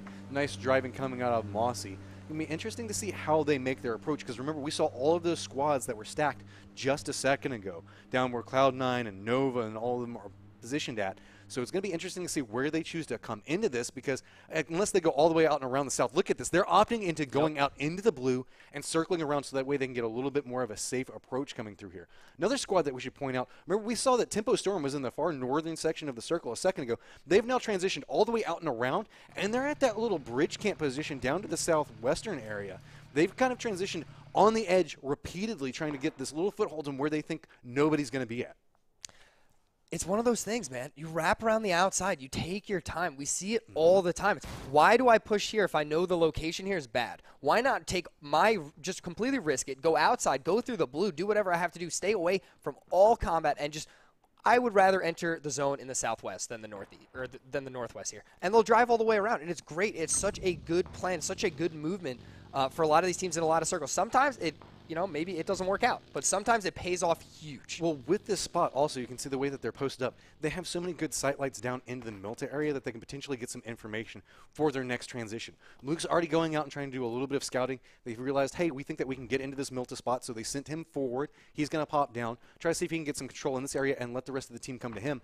We have a little bit of a fight that looks like it's kind of happening on the northern area of the map up there. Looks like it's going to be our guys from FlyQuest caught up in a little bit of a fight with the guys from Duel. Long-range skirmish coming out from here, but next circle is about to pop up, and it looks like it's just going to continue being around Milta with so much of that field still inside of play. Now then, comes the question. If you look at the map right now, look to the west of Milta, fields. Look to the north of Milta, fields. You got a squad posted up right on the northern side, and that's going to be Envious. Everybody's trying to make this transition through. Vehicle explosion comes out. That's going to be all she wrote for Bollock, trying to make the way in there. Ghost does manage to crash into that warehouse, but Envy has such a good position right now to shoot at anybody that's coming from this northern area. We're about to have 40 players in the city of Milta. Everybody's crashing. Optic on their way. They're going to crash right on top of Nova. They drove right up next to Nova, but they do manage to get out and away. Baja crashes right into the side of this. They're going to move into this area off to the side. You can see Gates also coming back behind us. Everybody just on a mad dash trying to find somewhere inside of Milta that they can call home. Mossy is still driving through this, trying to find somewhere. As you can see, the crisscross pattern of bullets coming from everywhere. He managed to crash into the wall, and it looks like he managed to find himself somewhere safe. Okay, so this is actually going to turn out worse than Lumberyard could have. Way more cover in the city of Milta. Here's another squad. Totality now coming in. They're getting shot at from Envious as well. They're just trying to hard push, catching a little bit of airtime. They come through. Vehicle explosion comes right off of that. You can see it's going to be Jesse Lowell netting some kills from it, but Austin does manage to fight his way through that, come through the doorway, and survive. And Punich killing off Smithy there from the south. So Totality only has one, and it is Austin. The hopes and dreams now belong to just him. That AK-47 and that red dot. This is going to be heated, though, because I don't know where any other squad goes. You can stay in the north. You can stay to the east. You can take your time. Look at Duel up in the north. Minifridge has no idea where to go either. He's just driving. You can see there's bullets coming down from everywhere. You can see Optic Hetcher is already down right next to him. It's just turning into a bloodbath of people just trying to drive across this field location. There's nowhere to go. This is going to be the absolute worst thing ever. Oh, but look at sneaky Cloud9, not in their vehicles, letting everybody drive in front of them. I love this, actually. They're just hot-footing it in. They're just like, let everybody take all the bullets for us. We'll just sneak along this coastline, come in here, and just let everybody annihilate each other. They're in zone. They don't even have to move out. The only worry that they have is it's kind of likely now Solid actually moving the vehicle may actually kind of void this away, but Space Station Gaming could have always came down south and tried to rotate, use the water to their advantage in the future. The problem is now where this next zone goes and how that benefits Cloud9. Anybody who's at the opposite end of this circle is going to be screwed because they now have to pass everybody. If the next circle isn't Milta, it's just going to be everybody's going to die off of their transition out. It's just going to be so many squads stacked on top of each other trying to pull apart and just shooting each other to pieces. We can see that now we're actually already having a little bit of a skirmish over here on the northern part of Milta. Fig trying to line up the shots. Does get the down onto one of them, but grenades are just coming in from window, and Willie's starting to make his push up. You can see we already have one down on here. Fig is just holding that doorway, waiting for anybody to come through it. You can hear the footsteps coming out and around. I think he feels it's a little bit too hot. He's going to jump down. Pintalol is going to feed the information to the rest of his squad. They now know that he's coming through here. A double juke back around, trying to get over there, but he couldn't because the car positioning, and he gets shot from above and taken down, and this should allow Pintalol to get rezzed. Very unfortunate there for STDX. Not all together, not all four members there to take that fight. Kind of split up a little bit. They're still in the game. 16 teams are still in this game right now. Nobody is eliminated yet. Hypoc goes down. Think First goes down. Look at all these players inside Melto. The zone is now closing, and this will be the disaster. Look at FlyQuest. Patience up in the northwest. And no look, rush. We already have Cloud9. They've managed to get a foothold inside of the same building. You see Frolicker playing a little bit of door games here. We have 3 different squads, I believe, posted up here. No, Minifridge Jr. did manage to clear out Optic a second ago. So really, it's just going to be Team Gates that posted up. Frolicker's already made his foothold inside of here. Next circle pops up, and it's still on Milta. Oh, that means everybody's going to have to press in here. You can see that Space Station Gaming, they're playing on the outside of it. They know they have to run in this area, and they know that there has to be so many squads posted up. This is just, look at, it's like a rainbow kaleidoscope of colors coming through here as all these squads are all right on top of each other. Ronin's trying to fight its way down through here, and it's just not going to happen. As Ghost says, no, you don't get to make it over there. They get taken out. Now, on the outside of this, look at these long-range shots. It's just building after building, people firing across on this. If you're up in the north, if you're like Duel or if you're FlyQuest, you have to fight your way inside of this. Specifically, if you're God Squad, you're just kind of surrounded from every single area. But we do come over here and we can see Wildcard. They're now having to push in right next to Tempo Storm. They only have to make it a couple feet forward, but they need to claim the same building right in front of them. Door is up and waiting for them. You can see Pride slowly creeping through there. Rez does come off for 2 members of Tempo Storm. They are split in a 2-and-2 position. This is going to make it a little bit harder for them to defend as the other 2 guys can't provide any form of cover. Wildcard's hard pushing there. You can see just holding this doorway, letting Zampa get the heals up. And it looks like Sharpshot's going for a positioning on the other side of this, so they could run into a little bit of a kill box if they choose to take the wrong angle, all depending on how Wildcard chooses to play this. Yeah, this is going to be absolutely just completely out of control. They're both in zone right now, so this fight can actually take its time. They do not need to rush. They can look for some frags up the staircase, see what they can do. But Wildcard in a great position right now.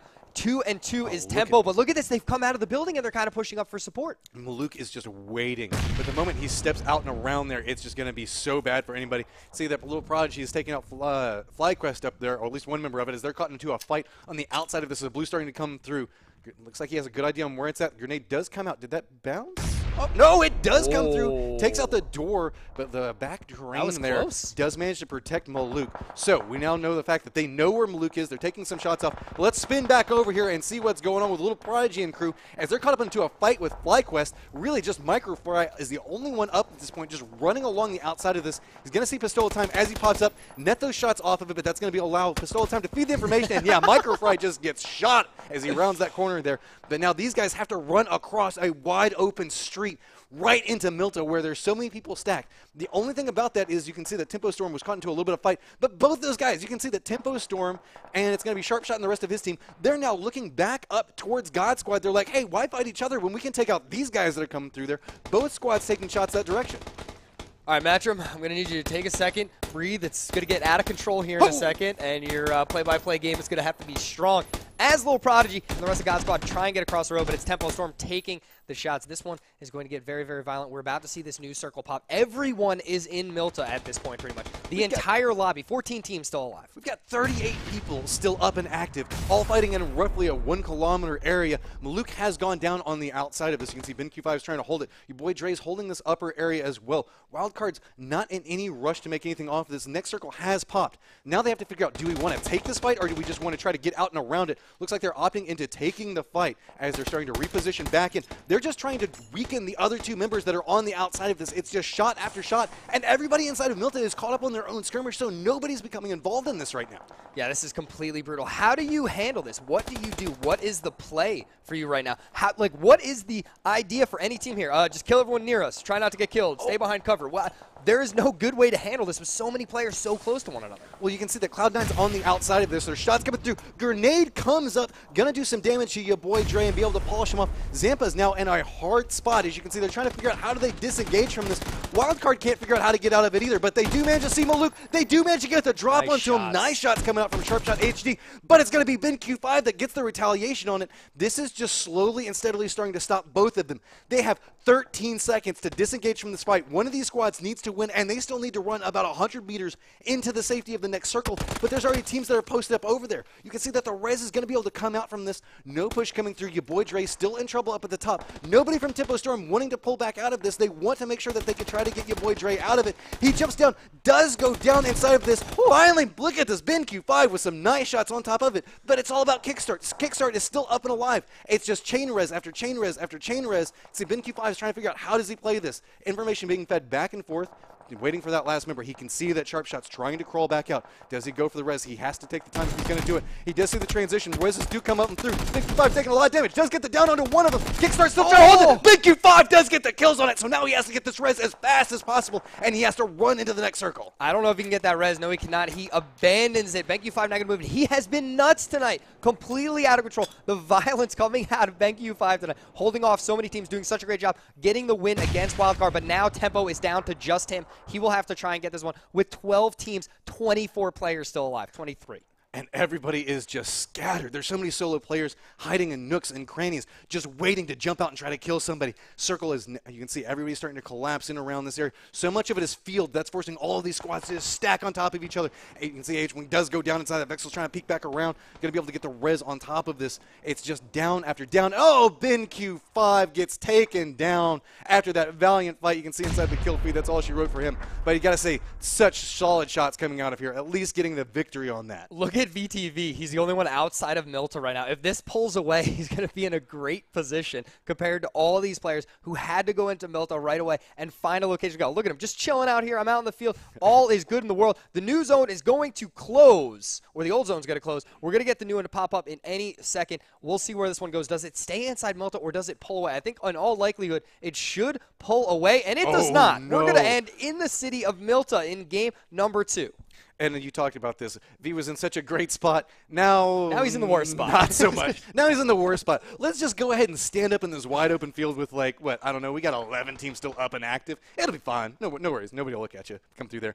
But one thing to note, look at this positioning from Cloud9. They managed to come from that coast position. They fought their way, and they've kind of put a swart right through the middle of the circle. So they hold multiple points as they come through here. A lot of teams are going to have to compress down. With 22 people still alive, this is going to get very hard for all these guys to move out and through. You can see that there's a lot of people still playing on that northern area. They're still going to have to compress down. Now, there's so many walls that you can play around. So we speak of that. Look at Paradox hanging out on this back wall over here, kind of playing safety for the rest of the guys in Cloud9, kind of feeding information through. But with all the walls that happen inside of Milta, it could lead some very interesting fights there.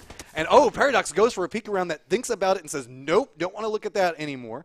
So that's the risk right now, is there's so many people looking so many different directions. The moment you look out, it's just deadly. This is the exact same feeling of Lumberyard earlier. I feel like we need to whisper. We need to be quiet. All these teams creeping through all the cover, trying to find their way into the zone very carefully. The shots are coming out only when you're spotted. And Paradox right now, he's in one of the worst spots. He's the only player that needs to cross the road in a lot of trouble. He's going for the run across. look at that. He almost manages to make it, but no, it's going to be Think First and the rest of the team kind of posting up down there, going to get the kills off of it. So now everybody's got to do this compression. The circle's forcing everybody in. See all the people that are playing Edge now forcing to fight their way out and across. It's going to be all of these squads as they're trying to make their way. You see Nova's posted up right on the other side of a wall. There's so many different enemies. H1 does go down out inside the background there. You can see that they're looking back, waiting for anybody to come out and through. 17 people out and alive. Circle is forcing everybody up and together. I'm really curious to see on how these guys over in the north, how are they going to disengage? You can see that there's going to be several different squads that are going to have to pull back out of this. You can see Envious, Pentalol, his teams are all going to have to come through. Ghost is off in the distance there. These guys are going to fight it out, and they're starting to take some shots back and forth, trying to weaken each other up. But every single second that they wait, trying to wait for that perfect shot, and right on the other side of the wall, there is the perfect shot. Does he see it? India trying to go for it, and yes, Jesse Lowe gets the drop onto one of them, trying to pull the other one back over towards K-Mine. K-Mine's playing around. They're doing a little bit of a peeking game the entire time. The circle is pressing over towards them. Who's going to line up the shot? Who's going to be able to run out and forward? Looks like K-Mine's just going to drop to his belly, try to crawl towards safety. You can see Jesse Lowe still holding this peak that could be very, very detrimental for him. So K-Mine. Is he in? I think he's right on the edge of it. He is managed to survive through that. So he's still holding that position. We can see McCoy did manage to use that and that huge skirmish that was happening there to come out and around. Now Energetic Turtle is down. Is he going to go back for the res on it? Just open the door. No, just open the door. You come to me. It'll be fine. I'll close the door behind you and it'll be safe. Yeah, just cruise in. Don't worry. McCoy's going to pick you up. Everything's going to be fine, Turtle. We'll get back at this one. The new zone did pop, and it is dead center. Only 1 minute till this one closes. Going to be very intense. Still 6 teams alive, so we've lost a lot. Cloud9 actually in a pretty good position here. Spread out, very quiet, very patient. That location that they're holding down has not been the #1 spot for combat so far. It's been this eastern side, and this is going to be an issue right now as we have Nova trying to move in, trying to get across all these, but every turn you make, you have to be worried that there's someone there. Well, the benefit of these walls is the fact that you can step forward and you have some level of cover. The downside for it is it makes it really risky because nobody wants to vault over these. Uh-oh. Shark does see him, instantly takes down Locknarb. This is the risk of urban combat that you're talking about. Every single time you walk around a corner, there's just somebody waiting for you. Nerf me, please. Going to try to get the res off of this. Grenade bounces through. Flashbang. You can see Nerf me, please. Peek back for a second like, oh, God. And then manage to survive through it. The whole time on this, you can see a slow and steady push coming out from Safe Res. We've got Envy just steps forward, getting pincer, just getting torn apart there. Moody's just waiting for somebody on Ghost to peek back out there. Ghost looks like they're still going to have to make their way down. They have a couple more meters that they have to get into the circle with. Okay, just 3 teams now. So team number 3, that's Safe Res. They are the team in pink. You see Steezy BB in there. We have Cloud9 with Moody and Frolicker down in the southwest. And then Ghost Gaming, team number 5, who we are spectating right now. That's it. Only these 7 players still alive. Only these 3 teams have survived this complete mess in Milta. And let's be honest, this is a mess. This is such a hard fight to try to win. You have to be on your toes on every single angle. See, Energetic Turtle is trying to look through every window, trying to figure out where anybody is at. It's gotten so quiet. After the bloodbath and the violence, dropping down to 7 players, everything just, you can hear like a pin drop right now. As you can see, we got Moody, we've got McCoy kind of posted up looking the direction of Frolicker. Frolicker looking back the same direction, trying to get some level of vision on each other. It's just going to be that little bit of a wall that's kind of blocking the two of them out. So I think that we've managed to collapse down to our last circle. So if you guys haven't seen this, the way that this is going to go down, everybody's going to try to position up. There's going to be a spot that appears on the map, and everything condenses down. There is only blue and damage after that. So it's all going to be about who's going to try to position, how everybody's going to push through, and where that spot falls at. Okay, for 1 second, no talking, just listen to what they're experiencing right now.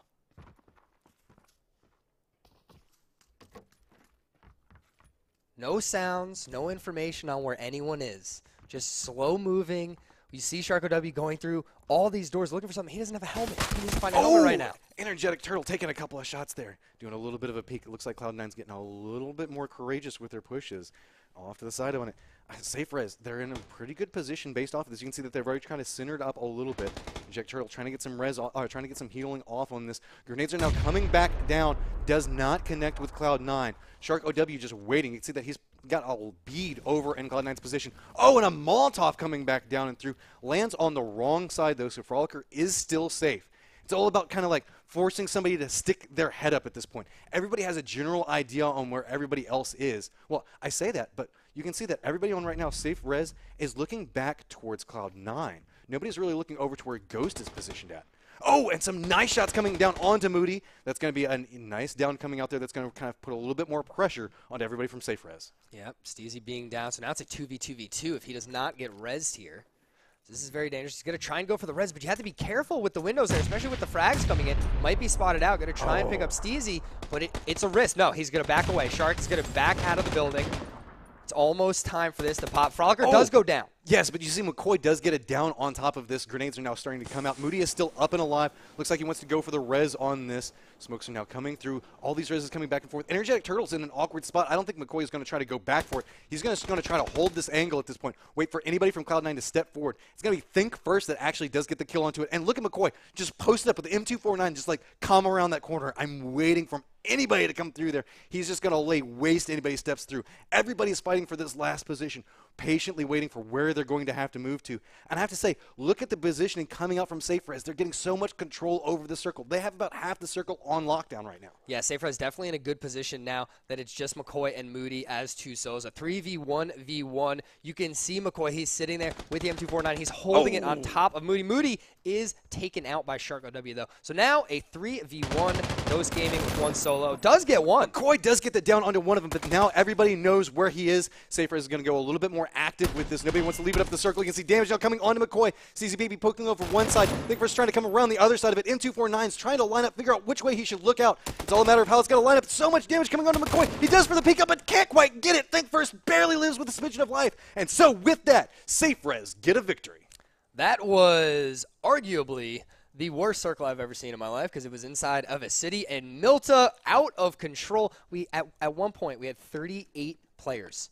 38 in the city of Milta, completely out of control, but it is SafeRez. Shark OW, 6 kills, Poonage with 4, Thinkfirst with 4, and Steezy B with 0. 14 kills coming out of that squad. Nice performance coming out from there. Good. Got to be very proud of that coming through there. Got to say also Ghost. Remember we saw them that were under a lot of duress very early in the game. Do you manage to come up and squeeze out a second place? And also Cloud9. We see a lot of these squads didn't necessarily have control over Milta, and they had to fight their way into it. And the whole time, they were having to watch their angles and get some form of control as it went through there. I got to say, these guys in these top 5, they fought hard for these positions. Yeah, absolutely. It was just complete chaos, and it was a mess for everyone involved. I actually love the way Cloud9 moved around. They were right near Space Station Gaming on the east. Space Station Gaming went directly west into Milta, grabbed a building. Cloud9 were like, no, let's go down to the beach, let's wrap in, let's try and get in the center of Milta. And that's what they did. They came from the south. They were able to get across the road, which is their biggest challenge. And then once they're in there, hold down a location, secure it, and grab a third. So I think it was a great job by all 3 of those squads that we ended up with. And even some of the ones that got top 8, like that was difficult at this point because we had 38 players and like 12 teams left. So now I've got to ask you, Jabroni, where did you think the play was inside of that game? Because there were so many of them. I have to once again give a shout out to BenQ5. Oh, BenQ5, God, yes. That's 2 games in a row where I just think he's holding it down tonight. He looked so good. Just fantastic in game number 1 when he was under so much pressure from Ronan. And right here, BenQ5 taking care of Wildcard with a great headshot onto Kickstart to clean that up and keep Tempo Storm alive. Unfortunately, getting killed off and not getting They got the moral victory in that one. You know you want to, if you're going to commit to a fight that long, you want to be the one to win it. Yeah, it was and fantastic. gives you at least a little bit momentum coming in. See, I'm going to have to say we have a set to destroy X. Okay. With landing that motorcycle from the True. heavens. That was, if they managed to mess that up, that would have been pretty bad, and that would have been almost a full squad wipe coming out from there. But they do manage to stick the landing after just doing a little bit of sightseeing. And there we go. That's talking back up there. Look, they do a flip. Scary. You see how as they're coming up, they kind of get a little bit of flip going through there, and then they manage to ride it up. It's almost like E.T. I wish there was like a nighttime map kind of going up in front of the heavens. Look at it. Courage right there, lines it up, and is like, I got this. Bam, hits it, and then takes off.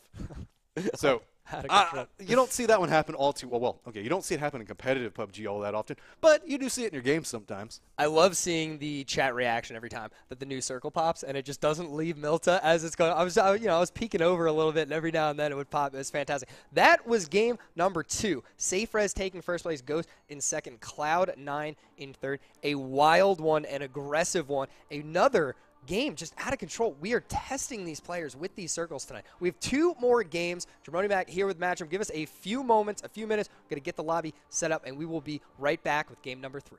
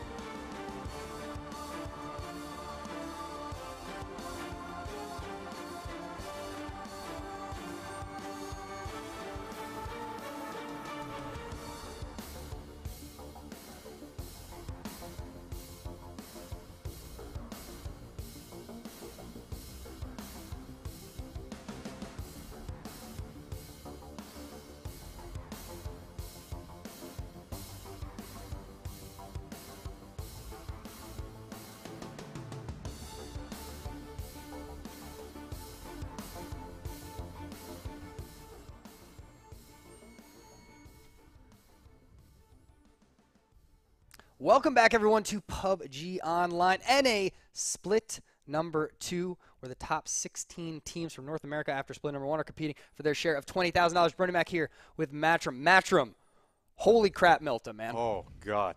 That, again, we said it last time, that was just a meat grinder to have to go through. Yeah. Every single corner had potential enemies behind it. In most cases, not potential enemies, actual enemies waiting to take down anybody that tried to push out and forward.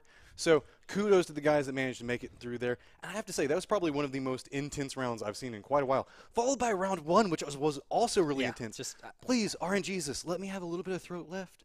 Otherwise, I'm going to lose my voice. NA is bringing it tonight with just God, out of control games. So right below us, everyone, you may see this thing that wasn't here ever until tonight. So we're just going to very, very quickly, obviously, it's kills right here. You can see Shark OW leading right now, 7 kills overall, K-Mine 6, Pentalol 5. And then you see by team, and then, of course, wins by team as well. That will be updated throughout our 20 games here. Obviously, not tonight. We're only doing 4 tonight. I need to sleep. But throughout our 20 games in split number 2. So we'll keep that rolling. You can see which teams have the most wins, which teams have the most kills, and all that good stuff. Now, Matrim.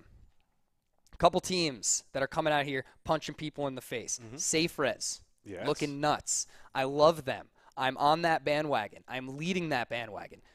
Are they a team to you that is going to be a top 3? Are they a top 3 contender at the end of this? Oh, that's a rough mix. Given the amount of quality that we have inside of these teams, it's going to be hard for them. But they're coming in, and they managed to prove in that last round that they managed to survive through. But they came in with a numbers advantage. True. Now the question is, they've proven that they can do the urban warfare. How do they handle being out in the open? Because round 1 necessarily wasn't their round as they went through. Absolutely. So teams I will probably try to keep an eye on. I have to say Cloud9 did very well inside of there. Ghost did very well. So we're going to have to see how those play out. Naturally, we saw Envious that was down in our 16th place coming into this from last split. They came in and managed to hold a pretty strong foothold coming through here. Last time, SaferRes managed to get 3rd. So really excited to see them come in and perform this time around. Let's see if they can continue doing that beat up there and try to get in that position again in that top 3 spot like you were talking about. But I have to say, there are so many people coming after him right now. Yeah, and, you know, it's just one of those lobbies that now it's not the rotating lobbies with 40 teams anymore. It's huge. It's 16. The plane now on its way in game number 3 starts dead center up in the north right at Severny. Seems to be heading down to the southeast. Feeling good for a lot of teams right now. Maybe a little difficult for Wildcard, who have gone Primorsk both games this night so far. At this point, the way that these circles and these plane paths are going, I can almost say, let's just go ahead and say that the circle's going to be over at Quarry, because yeah, probably. It's just like, let's just make it as hard as possible for teams to come through there. And why not? Quarry is just a horrible place to have an in-circle at, because everybody's going to be playing on all those vertical spots. So I'm going to try to cast or curse us away from Quarry by saying we're going to go there. That's a pretty good strategy, actually. I'm trying to mind game this. Yeah, no, I understand. Mess with the PUBG gods. Try and confuse them. Set to destroy will go back to Milta Power. That has been their home so far. Kind of jumping there. Game 2 got a little out of control. They had to move around a little bit. Ghost Gaming back to Milta. That may be their consistent. We're kind of learning where all these teams are set to go. As remember, this is a consistent lobby, meaning every single Monday night they will play these same 16 teams. So the looting phase can become a little routine sometimes if you get the right plane. So keep an eye on where these teams are going. You can learn where everybody jumps to. Also, on top of that, you see the numbers that all the teams have. Those numbers are directly reflected on their placement in split number 1. So Wildcard Gaming, that's why they are number 1. Team Envious, that's why they are number 16. And Envy, once again, right next to SafeRes, both pushing towards that South Georgia Pole area. SafeRes looks like they managed to get some vehicles, and they're coming right underneath of the parachutes. As you can see, think first, trying to get a little bit of information is like, can I get over there? Are they going to drop? How many people are dropping? He's just trying to get what information he can and feed it back over to his teammates. He's feeling brave, and he's going to go with it because he sees Caden lands on the outskirts there. Yeah, it's so tough because I know Envy is trying to get in there. They're trying to get to South Georgia. They don't want Hospital and the scrap around it. They want to get in. They want those priority buildings. And look at this. We're staying in the northeast. Stalber, Kameshki, Yasnaya, Lipovka. That is going to be our home for game number 3. Did I successfully cast or curse it by going to the exact opposite side of the map? I think you did a good job, yeah. Now we're coming over here with Moody getting a kill onto Ronan right off of the get-go. This is going to be in prison where you don't necessarily see too much violence coming through. Don't worry, they're not teleporting or hanging around. There come the rest of the buildings. Just some nice shots coming out there. I have to say, Cloud9 is coming out. They're trying to make statements inside of these rounds. They're playing very aggressive. They're not afraid to take early skirmishes. Absolutely, and our spectator needs to make sure that he spectates Moody because he is the only one that frags, which you may see posted in the chat every now and then. It's a firm belief in the copy pasta world that Moody is a consistent fragger, and he is. And here he is grabbing the first kill of the night. 17 going down and getting killed off by Steezy BB. That's a tough break for them as 17 trying to get into that North George area. You can see that it was going to be Optic making their way over there. Optic, Envy, and Safe Res all caught up in little skirmishes in this area as all of them are vying for control like you're talking about. Each one wants to kind of cut out their swarth and say, this is going to be my home for the remaining games through here. But I have to say, Safe Res is making it very hard for anybody to come through. And hi, how are you doing there? They're just getting... He's looking right into my soul right now. See, that is terrifying. That's the eyes of a killer. I'm sorry. I'm going to fall asleep tonight, and I will literally dream of that and wake up in complete fear. Hey. But Safe Res, the violence in this area, they're like, all right, yeah, we're South George, but we're still going to shoot you if you're at hospital. We're still going to shoot you if you're at North George, just like they did 17 there. And, a couple people were kind of mentioning it in the chat during the break a little bit, right towards the end of that game. The effect of having Poonage on your roster. Poonage is nuts. He's young. He's a young 16-year-old kid, and he is an insane gunfighter. Oh, yeah, and he just doesn't seem to have any fear. He'll jump forward and take shots. He thinks that he firmly believes in every single shot that he can try to get off of this. And whenever you play it like a survival game like this without a little fear, there's two things that can happen. One, it can blow up in your face, or two, you can just absolutely explode and take people down. He's definitely one of the people that we need to watch as it goes through here, because whenever you play that brave, you can hit some insane shots and really turn the tide of a fight. Yeah, absolutely. And Poonage, of course, just one of the top fraggers. Look at those glasses. Nice little square glasses. Keeping this fashion up as well in game number 3 here. So 61 players still alive, 16 teams all still in. Brutal circle for a few of our teams on the west, but everyone should be able to get in just fine. I'm sure we'll have some of those teams rotating up north using that little beachfront up in the north to find a safe location into the zone above Stallber and then maybe rotating down. But it is Space Station Gaming heading towards the Kameshki area. Well, one of the things to note is how much water is inside of this first circle. That's going to make it a lot harder for all these teams to rotate, try to find somewhere that they can go to, because you can see about a good, say, third of this circle is going to be territory that is just not usable at this point. Absolutely. So everybody's trying to figure out how they're going to play this, specifically around Stallber Mountain, or if you're going to come back down and play like around Mansion and the forests out and around there. We're actually starting to see some sections of the map that don't get a lot of attention like you're talking about, kind of getting a little bit of eyes thrown their way, a little bit of loot coming in over here, and potentially see some squads kind of posting up and maybe making these areas their homes. Yeah, a little bit of love. And when we talk about the Stallber area, it is a giant mountain. That's what it is. It's a giant hill. A lot of uphill, downhill fighting that will have to happen if the zone maintains this area. And that creates for some wild, long-range fights, insane sight lines very far away, and sometimes you can't see people that are very close. The Stallber fights come down to a lot of who has the better scopes and who has the better aim and who can just line up that shot and hit it oh so perfectly, as you end up with all these little plateau fights that happen as everybody claims their own little rock face, their own little plateau as they come up through here, and just try to make sure that you don't let anybody make their way up the mountain. It almost comes into a level of, look at this. We don't see this happen too often, but Envy really having some faith in this, and they're saying, no, this is our home. This has been our home for a long period of time, and we're not going to let you have it. Now the question comes down, do they know anybody is over here right now? Surely they have to, because Caden landed out here. He had to see the vehicle that was driving underneath of him whenever he made landfall out of his parachutes. It looks like he's kind of peeking back and forth. Did he see Steezy BB? I don't think that he did. This is oh so risky, but this is one of those statement moves right now. Yeah. You know that you're coming in. This is the opposite direction of the circle. This is coming in and saying, you don't get to come here anymore. We want the spot. And oh, look at Steezy BB comes out. Caden lining up and getting the first kill on this. This is going to put them on the back foot. Safe Res trying to figure out how they're going to modify based off of this. Looks like they're trying to figure out how they're going to reposition and regroup. Opponent's way out in the distance over there. Shark OW is also in a closer position. Couple of shots coming out. Now it's all going to be about Caden lining up another amazing shot. Caden wants this, and he's saying, no, how dare you come into this? This is what I'm talking about with Envious. This is what I was saying in game number 1. They did not want to be where they were. They don't want to be in hospital. They don't want to be in the buildings on the west. They don't want to have to take that trash loot. They want South George. And what they're going to do here is come in and try and punish Safe Res and get them out of here. 1 kill already. Shark OW going down. Some shots onto Poonage as well. He's trying to return them onto Caden. Envy being aggressive, coming in here and punishing this team for stealing their farm location. And coming in and playing so many nice angles off of it, they're going to net their second kill off of this. This is going to make it really rough for Safe Res. Remember, we've seen them perform very well. Last split, they came in 3rd place out of this. We saw them perform very well inside the last round, getting the win on it. Already having to play off of a back foot. Only 2 members up and active right now, and Envy just in control over George, forcing them out. Oh, looks like opponent was looking a different direction. Just a straight rock there, you know, it just comes out of nowhere. It's coming out. All right, now, I want everyone to keep this in mind. This fight is not going to end as Think First probably going to back away or drive towards them. Interesting, not 100% sure what he's going for. This could be a little bit dangerous with more shots coming out of Envy. But I want to look at this for the rest of our games tonight. Our one remaining game, right? We have game number 4 coming up. Look at the drop. Look at what Envy did. Did they scare Safe-Res out of this? Did they push them out of their looting location? Think First is now pushing back up towards where Optic is at. This could be very dangerous for him, depending on how he makes this path up and through. He's just driving straight through the middle of North George. No carriers coming through there. A couple of bullets coming his way, but he's like, nah, it's okay. We're going to take a very sneaky path through there, just cutting right between the buildings. Nobody lined up on him. Some long-distance shots coming off, but not really connecting off of it. Baja chasing him down just to make sure that he doesn't come back in this general vicinity. But very interesting coming out from Safe-Res is now they've split up into 2 different directions to come into the circle. Yeah, kind of strange. It looked like Think First, you know, Punich started moving to the south, and Think First was like, no, the optimal location here is getting north, getting through North George, and wrapping around and getting into the north side of this circle. So they did have to split up after the pass was made. And, of course, a lot of shots coming out from Optic. So now, of course, if you're Punich, you don't want to drive through that at this point. A lot of our teams already centering up, though. Set to Destroy, they have a good location. Here we are with Kraken of Ronin looking for some angles, taking some shots out of his window.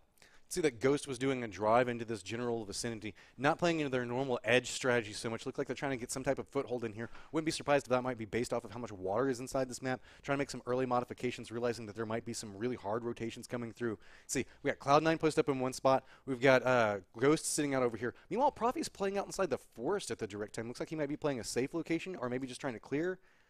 This is a scary forest. This is why Mansion is so much weaker than it used to be. Mansion used to be so strong, and now with the existence of this new little wooded area, this woodland type of thing, so many players can move up on Mansion and get a great approach. I love this spot. Profi is kind of holding up this location. You can see he's up on this little high ground, little dip that he has to play around. He can kind of protect his vehicle. You can see it's going to be really hard to get shots. You have to come up on the hillside back behind him. So Ghost now separating out, trying to like lay a couple of traps for anybody that comes through here. So now we're going to see how everybody's going to have to modify based off of this. So Think First still making his trek over. Optic's already coming out of here.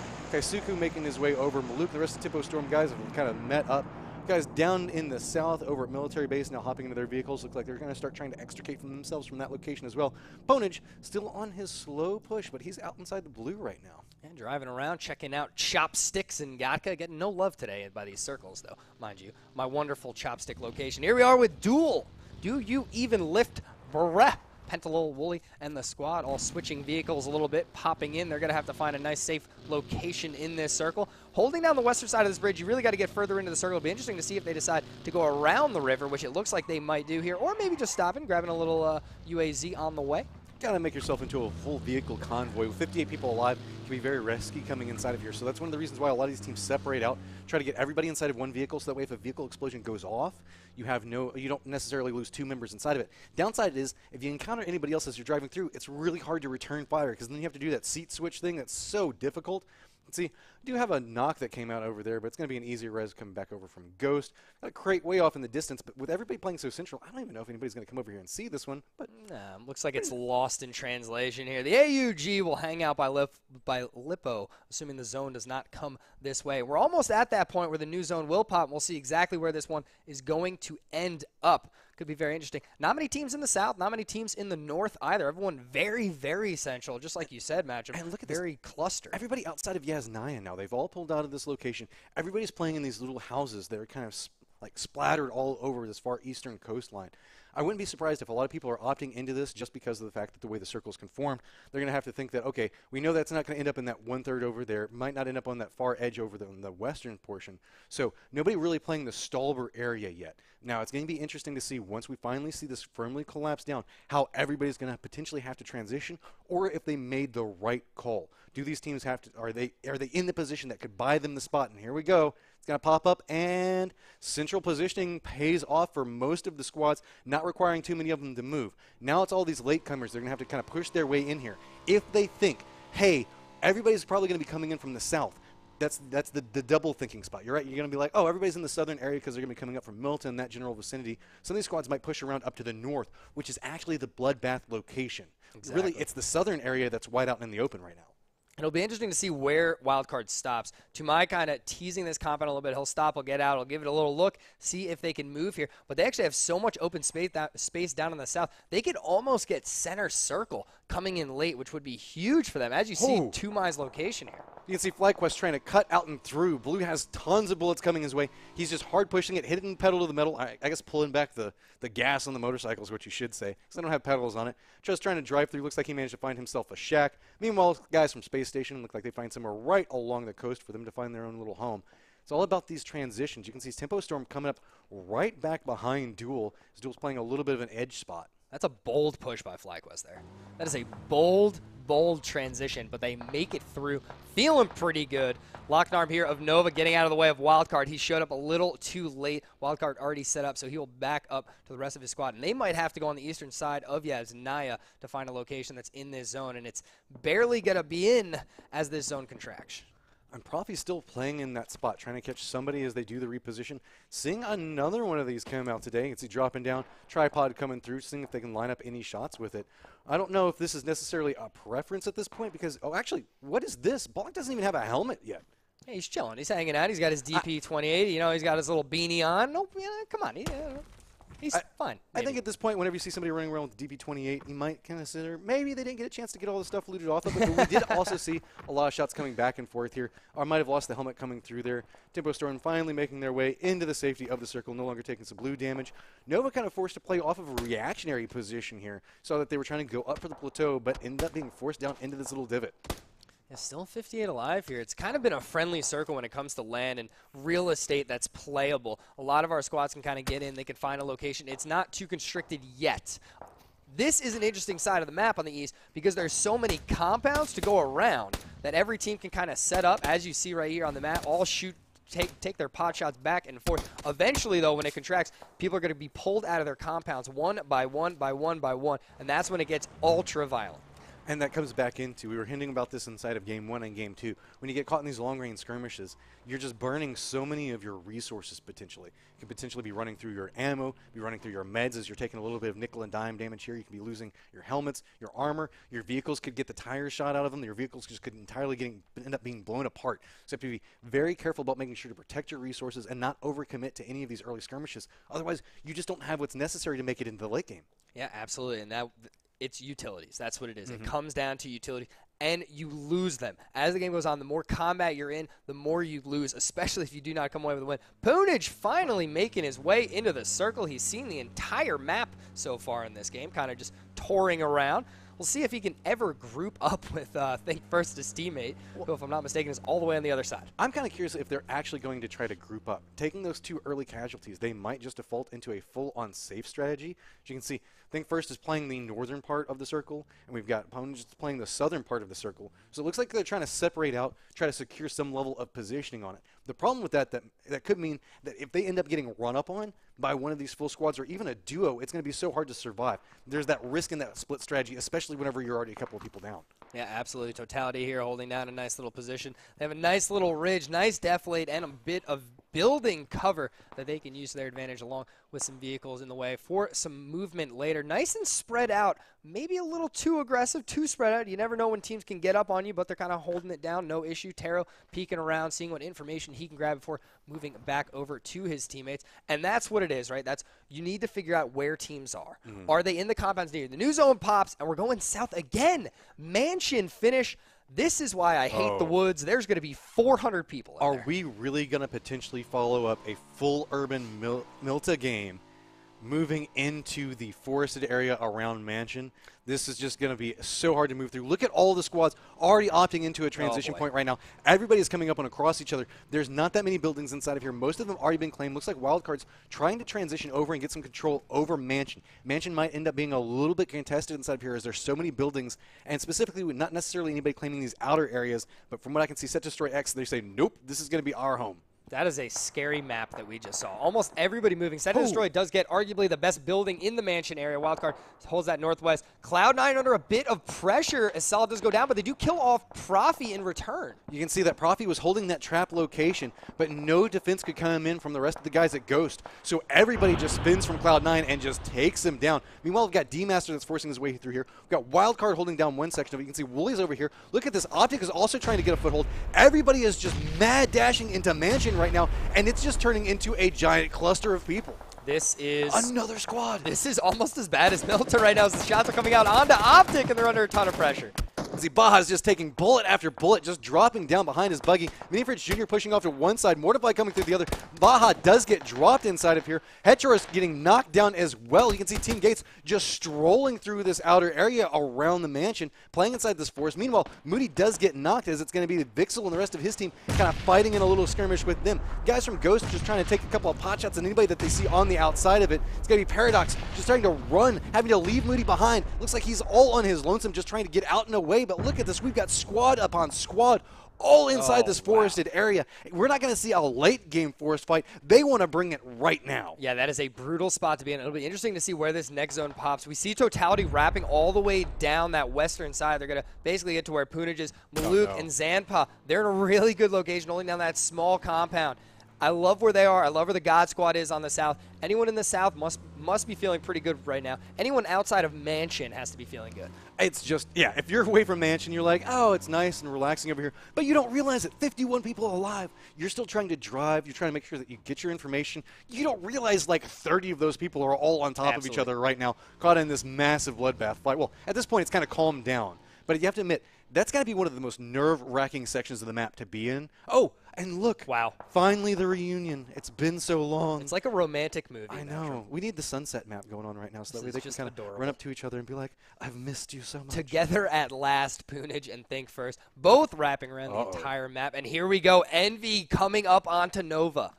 Envy is playing for blood right now. You can see that usually we see a lot more passive of a game, but Envious is like, no, we're not going to allow this anymore. We're going to try to play this our way. We don't care if we encroach into your areas. We don't care if we take every section of the map is ours. Well, we say that. Caden gets instantly dropped as he peeks over, but a little bit of vengeance comes back as Jesse Lowell gets a knock onto Landoon. Now going out for the res onto this. Don't see any shots coming over this direction. Starting to hear the grenades start going back and forth. Check Shooter gets knocked as well. Kaisuku is now starting to get a little bit pushed. He goes down. It's all onto Jesse Lowell as he gets flanked from a different position, and that's all she wrote for Envious after a strong opening on this, forcing a squad outside of Georgia Pool. They go down very early, just catching Nova in a very odd spot. That is such a tough break for Envy there. Nova did such a good job getting those shots off, immediately trading out, taking down those players one by one, and the frag, stopping the res. It just huge. A great job from Nova there winning that team fight. All four members will still be up. The new zone popped, and it went to the southwest, so only a little bit of Mansion will still be safe. And this is when all those players in the forest right now, they move south. Ronin's going to have to move in that direction. FlyQuest going to try and wrap around the entire outside, perhaps. Ghost Gaming has to go south.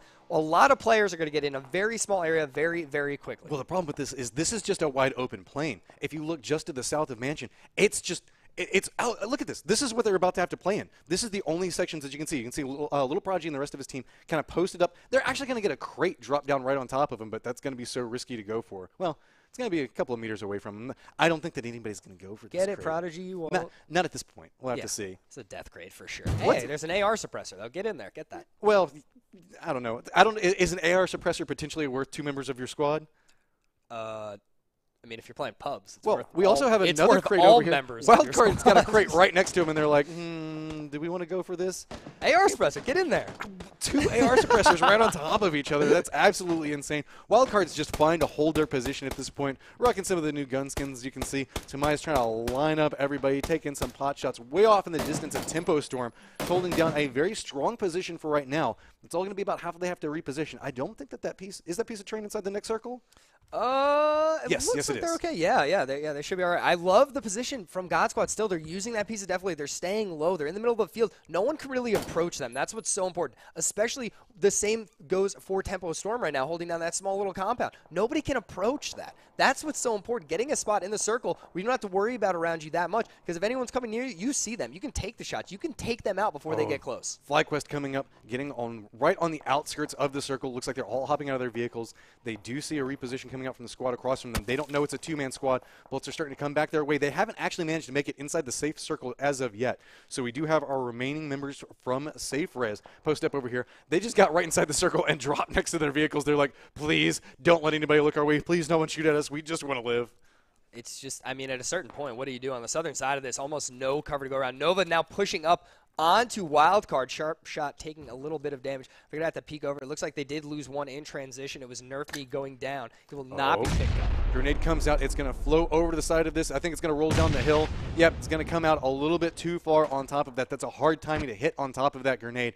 Wildcard holding this upper plateau, but you can see Nova wants it. It's one of the great pieces of terrain that's still left inside of here. You have so many great shots, but you can see Wildcard still having to hold down all the terrain pieces around it. That's the great part. Whenever you have the terrain, you have those buildings, you have to control them. So you have to hold down all these terrain pieces that are out around you, and everybody that's trying to aggress on you. You can see Ronan's driving by. Wildcard's having to retreat back to a little bit more formalized of a position. Ronan has jumped out of their vehicles and looks like they might be trying to push up on this. No, we can see Texas is just trying to run out and away. No for me, please is just going to bleed out. Everybody's just trying to play right on the southern side, or the different sides of this plateau. That way nobody from Wildcard can get a clean shot on them. I'm amazed that these Ronin players are still alive. They're moving over towards Ghost Gaming, though. They're trying to find a spot in the middle of the circle. They almost stopped where Wildcard was, but they couldn't under so much pressure. Duck now one shot away and will go down and drive his vehicle off into the sunset.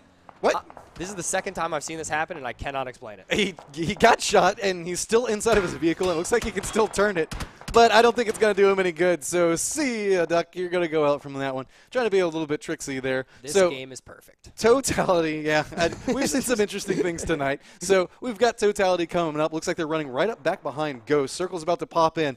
Let's be honest, there's not too much terrain that they can play off of after this. If it moves closer in the center, and it does, that's just wide out in the open terrain. That's that field that we were looking at beforehand. This is going to be rough for everybody. All 43 people alive with near on nothing left to hide behind, except for maybe a couple of flip vehicles. Well, if you're in the north or northeast, this is your worst nightmare right now, trying to move down to the south. Texas from Ronan can just kind of chill out and pray that nobody looks behind this tree ever again. Even though they all know he's here, he cannot get up and move really at all under so much pressure. Space Station Gaming taking some shots from Team Gates. They're in a lot of pressure right now. Set to destroy. They're going to have a tough movement. They need to get past Duel. Right now, Tempo Storm, they're in the best spot. I really like this transition that we're seeing coming out of Wildcard. They were coming back down on the other side of their plateau, forcing their way back out and away.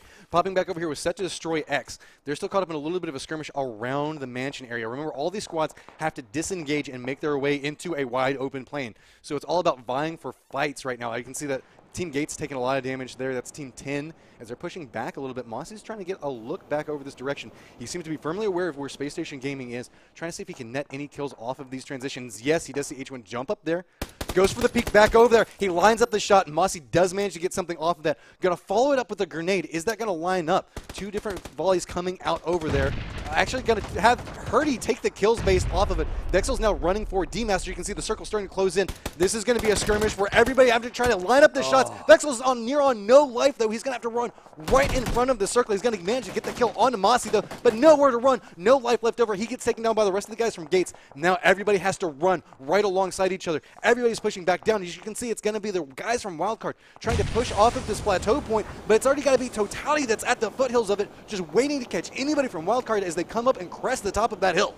During this very important God Squad actually went out trying to move down in the southeast. They are all dead and eliminated. Wildcard right now, they're in a tough spot. They have Smithy and Taro down. Taro actually getting a res on another player right now, so this could be a 3v2 with Richie from Nova right behind them. And Richie is such a great shot. He knows the fact that he's going to have to start coming forward. You can see the blues closing in on him. He's got about 10 more seconds before it comes up and touches him.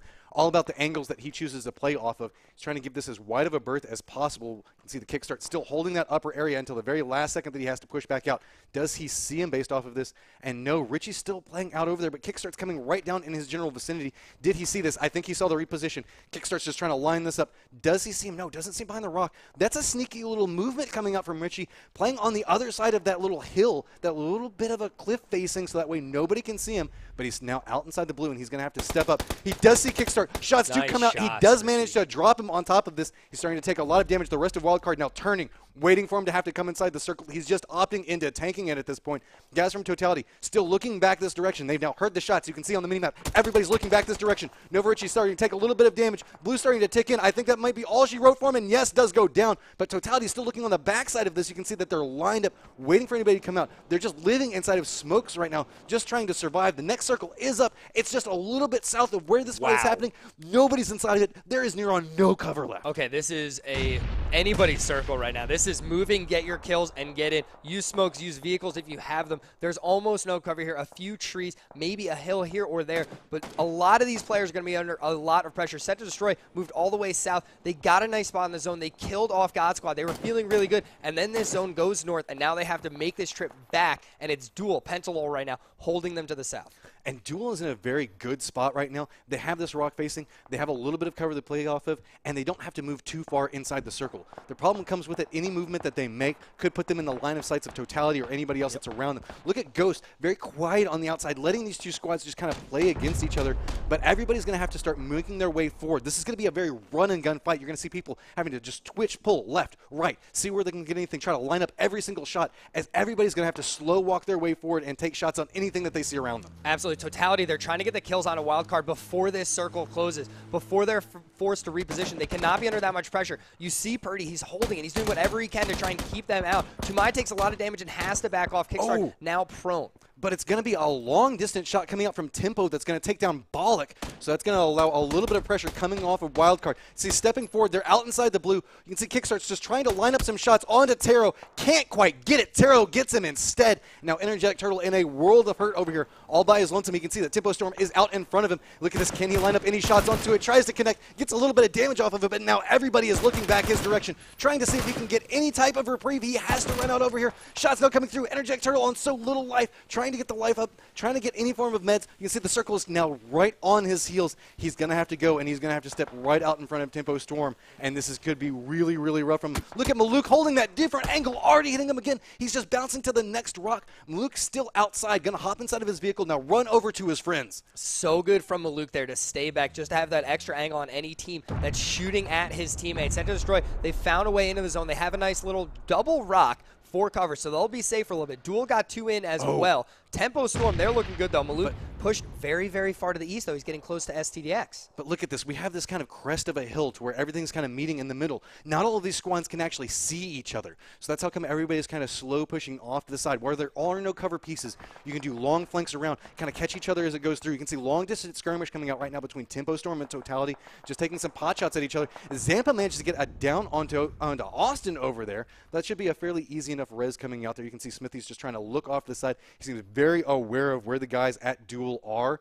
Totality's starting to take a fairly aggressive stance inside of here. Circle's about to collapse down. Where are we moving to next? And it looks like it's going to be going over towards Tempo Storm. Just kind of post up in this position. And oh, look at this. We're starting to see a lot of firefights now happening, as it's going to be the guys from Set to Destroy stepping forward and just absolutely lighting up a squad. Now they're going to have to go for a little bit of a position as well. So now it's essentially down to 3 squads. We've got Tempo Storm, Totality, and Set to Destroy X. It's very important on where Maluk is right now. Look at this location. He is going to have STDX moving around right on top of him. He's going to hold them off. As soon as he gets into combat, the rest of Tempo knows, look this way, take the shots, let's keep them out. Totality, they're going to try and move in. They might have a little bit of cover here. You see Purdy, he's looking to get into the zone. Looks like Tempo might be able to see them, though, once they're in. They do have to peek over the edge. He's going to wait, try and get a quick down, unable to do so onto Dre. Nice shots coming out from there. So you can see Tempo Storm is built up behind a building fortification that they've made of their own UAZs, playing around a rock piece. So it looks like a vehicle is now coming forward of its own from Totality. They're trying to provide some level of cover in here. They didn't manage to get it inside the safety of the circle, though. So these pot shots going back and forth. Totality knows that they have to push into right where Tempo Storm is at. They can tell that there's 11 people alive. They know that there's 3 active squads. VTV still playing on the outside of this, very slow. I like the reposition coming out and around, trying to gather a little bit of more information. Looks like he was going for a little bit of loot off on this as well. We're seeing that this squad is being very quiet. Set to Destroy X kind of letting these 2 guys kind of fight it out. Steps forward, taking a couple of shots now over at Totality. They're now aware they are pincered between 2 different squads, and a nice shot coming out from Fig, getting that down onto Zampa.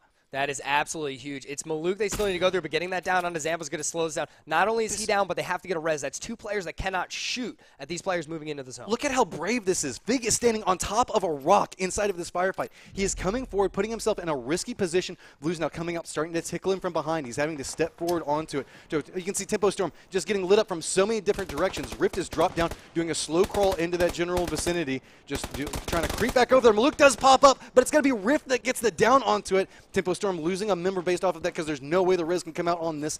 So we're going to have to see how this plays out as everybody is starting to slow compress over towards Tempo Storm. They still do have their cover. Totality spread out across this. Everybody is just taking pot shots over at Tempo Storm. Nobody's really looking at each other right now. Totality is playing along this hillside. This hill is just blocking everybody out. And another down coming from Tempo. They are in everybody's sights. Yeah, this is a huge problem. They're the only team with cover. They were the only team in the zone, but now 2 fights on 2 different angles, and then BenQ5 going down as well, and it's all up to your boy Dre. He's going for a res right now. He does get 1, but this is very dangerous. This is STDX and Totality putting the pressure on. And you see your boy Dre just getting hit from every angle. There's nowhere for him to play off of. He's just trying to get res after res, but every time he gets a res, somebody takes them down. Now you're starting to see Totality getting a lineup, starting to look over towards Set to Destroy X. Totality has control over this next circle. They're meted up. They have a couple of little dips that they can play off of. It's all going to be based off of how these shots come up. Now they've put themselves in the position that Tempo Storm was just in, where everybody was beated in, trying to get all the shots onto Tempo Storm. Now everybody has their sights set on Totality. Exactly, and what does Tempo do here? They're going to get the reses, they're going to take their time, but how do they move into the zone? Do they have the smokes? Do they have those utilities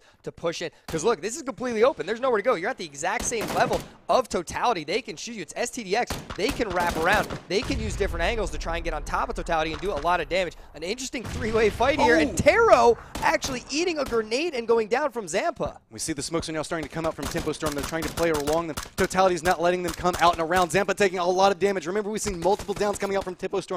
Any down at this point is essentially a death coming through here. Your boy Dre steps over to the side. Totality Smithy's not letting him come back out. BenQ5 still up and active. Zampa's still taking damage every single time he peeks up. There's nowhere that Tempo Storm can go. At this point, you're seeing nobody from Set to Destroy X is trying to challenge the location for Totality, so it's all still just beated onto Tempo Storm. Everybody is just throwing every single bullet, everything they have their way, and that's going to be all she wrote, as I believe we're going to see STDX. STDX getting the shots, lining it up, coming off from a different angle. And good God, look at these kills. 17 with 9 of those being Fignaldo. Going absolutely insane. By the way, your math's bad. 6 + 9 is 15. Just saying. 6 + 9. Oh, okay. I'm sorry. I'm too excited. It's a long day. There's a lot going on. Completely out of control. Set to Destroy, they were in trouble right there. They were in a lot of trouble. And they were able to move through that completely out of control, put so much pressure onto Tempo, completely out of control, smacking him around. Tempo down, getting a res, down, getting a res, down, getting a res, over and over and over again. Totality putting that same pressure on from a different angle, and then as soon as that circle popped on the Totality side, STDX, they were in a great position. They could move up. They had the high ground. They could put the pressure on. Smithy goes down to Tempo. They clean up Tempo. Bada bing, bada boom. 15 kills and an STDX 2018 victory. That was a very patient game coming out from them. They just let it all go down, just letting Totality and Tempo just go back and forth. I have to say, you got to give it to the guys from Tempo Storm. Man, they survived for way longer than they should 100%. have. There were so many people shooting them from so many different angles. They were trying their hardest to stay alive. I'm kind of curious to see how many downs. I wish that we had like a downs counter that came through there, because I want to say that that Tempo Storm probably got downed at least 5 to 6 times just inside that fight. I wish we had a downs counter too. Wouldn't that be a fantastic thing? No, I'm just kidding. But I'm serious. No, it was, Tempo Storm lasted forever, and it was like they were the team in the zone. So it was like, all right, they're the team to beat right now, right? They're the team in the zone. But then, Totality and STDX, they were able to get into the zone, and then they're just everybody shooting at Tempo. And it's like, where do we go now? Like, we're just going to hide here. You couldn't really throw grenades, thankfully, or Tempo would have been in a world of trouble very early. But they survived. They kept getting the res. Your boy Dre did a great job. He stayed out of the line of sight. He stayed low. He kept getting reses when he could. And then finally they tried to move at the end. Unable to do so, though. But a second place is huge for Tempo. And it was nuts. I have to say that Set to Destroy X, specifically Fig, we saw him playing ridiculously well inside there. Like that one point, whenever everybody was kind of trying to fight their way up that little bit of a hill, everybody was fighting for their little quadrants in there. He had the bravado to step up on top of a rock, putting himself in a risky spot and being like, I'm going to get that down over there. Want to take some shots back over there, retreating back down. He was feeding so much information from his squad. Just based off of that, I wouldn't be surprised if we see that's how they had the information to position themselves in the different spots. He got to see where Tempo Storm was shooting. He had to have a good idea on where the other squads were positioned at. Naturally, he managed to get some downs on Tempo Storm as well. I just have to say, all around, great positioning and some very solid play coming out from Fig. 9 kills, man. Oh, 9 kills. That's 2 squads. That's nuts. 2 squads he managed to kill just by himself. I mean, that's absolutely insane coming out of Fig. And SCDX 15 kills, just out of control. Congratulations to them on winning Game 3. Now, that was Game 3. We have one more game tonight. Okay? You know, it's a best of 20. I'm super tired at this point. I feel like I've talked for 100 hours today. But that's not the point. The point is we still have one exciting game from NA. NA has not let us down so far. It's been out of control. It's been violent. It's been insane. We've seen amazing things. Thank you, players. That's awesome. You guys are the best. But what we're going to do is we're going to take a little break. And when we come back, game number 4, our final game of tonight.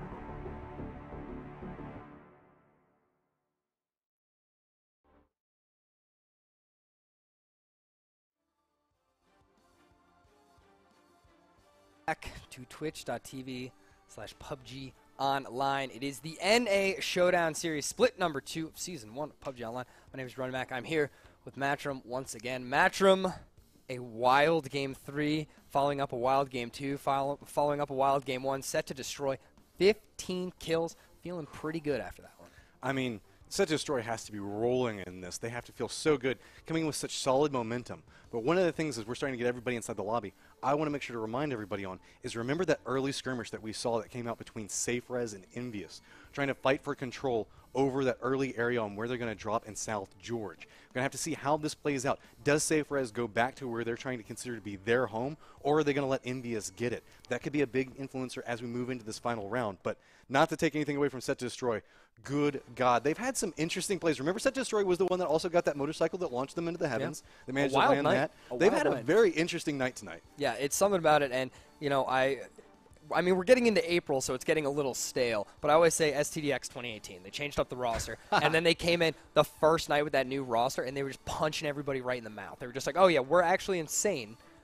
And get used to it. So they've been such a good team going into 2018 so far, and it is April, and they're just still killing it. So keep an eye on STDX. Vignaldo going nuts, man. 9 kills. I mean, nuts. Good Lord, 9 kills just by himself, eliminating 2 squads. There's 16 that come inside this round. That's so much damage. If you count all of them together, that squad eliminated 4 squads just themselves. That's a quarter of the teams that participated. Yeah, it's wild. I mean, it's such a great job coming out of them. Now, it's the final game of the night, okay? Everyone's kind of relaxed. Everyone's gotten used to it. They're like, all right, this is our lobby. This is where we're in. The competition is high. What happens now? Where does the circle go? Who wins? So many questions that need answering. And who, I always say, takes the night? What team takes the most points tonight? Who gets that first place overall in night number 1? I'm stressed out, Matchroom. I venture to say a lot of the teams have to be stressed out. After seeing these circles and the way they come through, it's been a rough night, a lot of modifications. These guys are playing with so much heart. Let's see where we're going in. We got one more round to go for this evening, and I can't wait. Yep, and that's what we're going to do. Jump into our final game here. See where the plane will take us. Will it be generous? Will it be evil? What will happen as the PUBG gods rain down upon Orangel? And look at this. All right, we're starting almost dead center up in the north. We're going on a southeastern trail, if you will, over towards Nova. Well, this could also call into play with it's going to be kind of hard to get over to that Georgia Pool area that we were talking about beforehand. It's going to have to be a fairly long drop if you're wanting to go over there. For more friends, they're also going to have a little bit of trouble, and anybody that wants to go over there and kind of hit the Gatka area. So we might have to see a couple of modifications on the fly, but you can see several squads already making that push. You can see Envious pops out instantaneously. They're like, we're going for Georgia Pool. Look, they're heading that direction, and it looks like SafeRez might be going that way as well. I'm excited. I'm excited to see what they do. I think SafeRez is going to commit. But I want to see if Envy fully commits here. If they go, all right, we're jumping down, we're grabbing vehicles, we're taking South Georgia right now. You will fight us. That's what we're doing. It's going to be so interesting to see here how this one plays out because it's kind of weird. They both can't fly there. We're going to have to stop for vehicles on the way, which kind of makes me sad. We're going to have to see how this plays out. They're already on top of each other, flying right next to each other, so they know that they're both vying for it. They're both vying for any vehicles that come through. Neither one of these squads wanting to back down. They're wanting to make a statement of where they get to go. Meanwhile, you got FlyQuest. Looks like they managed to get themselves. They're slowly floating in that general vicinity as well, looking back over that direction like, I don't want to be a part of it. Envious does a hard landing, managing to get a vehicle. Meanwhile, opponents managing getting a vehicle of their own. Think First also getting one. Everybody's just jumping into their vehicles at this point. You can see that fast and furious, everybody is just trying to come through here. We are going to have a full-on push. Everybody's going to be pushing into this direction, but we do have SafeRez with the early lead on it. We're almost in a race right now, Jabroni. Let's go check. Let's go check. Coming on the outside of it, pushing through, driving right by the 3-seater. They managed to connect on top of it. Check Shooter going for it, and they're going, no, you can't have it. Oh, no. Poonage actually spun out as well. Check Shooter and the rest of Envy may get there for. This is the best thing that's ever happened. I love this. We are racing to South George right now. Envy is winning. Poonage is going to get the rep just completely around Kaisuko right now. And he's going to – oh, Check Shooter, you better get in there, get a gun, and fight this one. Check Shooter wants it. You can see this is awesome. Everybody was just riding in there as fast as they can. Envy wants to say, this is going to be ours. Actually, you can see that Check is going to stop right on the outskirts of crates, seeing if maybe he can get a vehicle very early and try to catch these people as they're transitioning in. Opponent looks like he's coming on the outside of this. It looks like he might opt into going straight in. Check Shooter jumps back into his vehicle. See driving off in the distance. Opponent does manage to see that, and that's going to force them out and away. And Envious wins the foot race, or I guess I should say the vehicle race and the demolition derby that was coming through there, and they get control of South George. I'm glad we built that up. over the course of tonight because that was awesome. And I'm really glad that that just happened. Check Shooter did get the priority buildings. Front 6 has been claimed by Team Envious. Oh, no. Very exciting. BenQ5 is alive. They haven't managed to make it over towards Gatka. Wooly's just driving around him at this point. You can see that he's just playing on the outside of the rocks like, no, you can't get me. Can't make the turns fast enough. But at this point, it's a little bit of a delay for both of these teams. You can see that somebody is coming up and trying to provide a little bit of reinforcements. Tempo Storm has another member coming back onto this. I don't know. Does he have a gun, though? And no, they're now both going to dance around this rock. Kind of just juking around. Wooly's got 2 members. Oh, no, your boy Dre was trying to go out and run for it. Does manage to juke around it. Starting to hear some shots come back through. And no, it's going to be Duel that gets the gun. BenQ5's trying to run. Your boy Dre's is trying to go up. He doesn't go through. What is happening in this early game? Wooly is just cutting circles, making donuts. BenQ5 is just running. No more shots to follow it up as it looks like they got out of line of sight from the other members. Wooly lines up. Nice juke coming out from BenQ5. These are insane jukes. What is happening right now? BenQ5 is trying to fight to stay alive, starting to take some damage. Jukes back around it, says, no, you're at least going to have to shoot me down. As everyone can probably tell in the chat, PUBG Online filled with only the best of professional competitive PUBG action. As always, we have a little bit of a road rage race going on. We got BenQ5. Look at this. Juke. That is quite a juke. That's a head fake. He juked right there. That is some fancy footwork coming through there, and you have to give it from the guys from Duel. They were not willing to give up on this. They're like, well, he's like, no, I've got him cornered. Follow it up with the shots. BenQ5 trying so hard, and you can see if he managed to crest that hill in front of him, he would have gotten out and away. And I mean, at this point, Wooly, you could have at least like jumped out and like done an emote or like punched him to death. Why do you have to kill him with the car that he was trying so hard to live from? That was something else. This is just, I mean, NA every single time bringing the entertainment time and time again.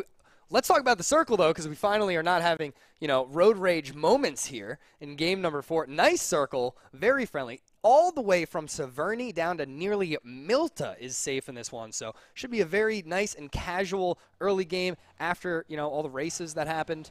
Everyone should be able to just hang out and loot now. And here's the reward from Duel. They get control over Pachinki. They get their run over. Pentalol's running over there.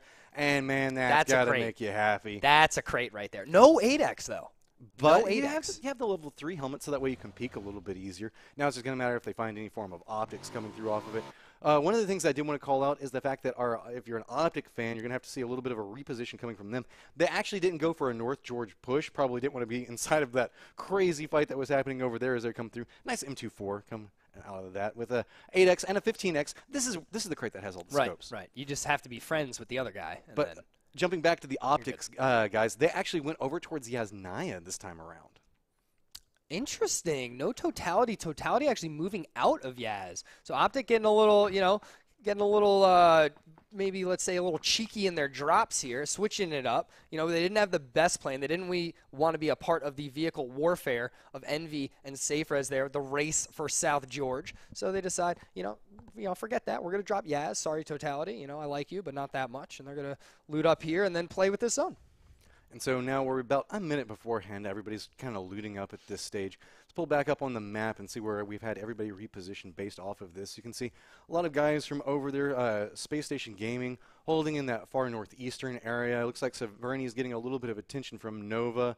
We got our guys from Safrez that have now been forced out. And look at this. Now that they've been forced out of the South George area, they've taken over Gatka. Meanwhile, we're seeing that Tempo Storm's kind of playing a little bit differently. They've been kind of forced out of Central Gatka and kind of separating out and around. Your boy Dre having to play off inside of some ruins back over there.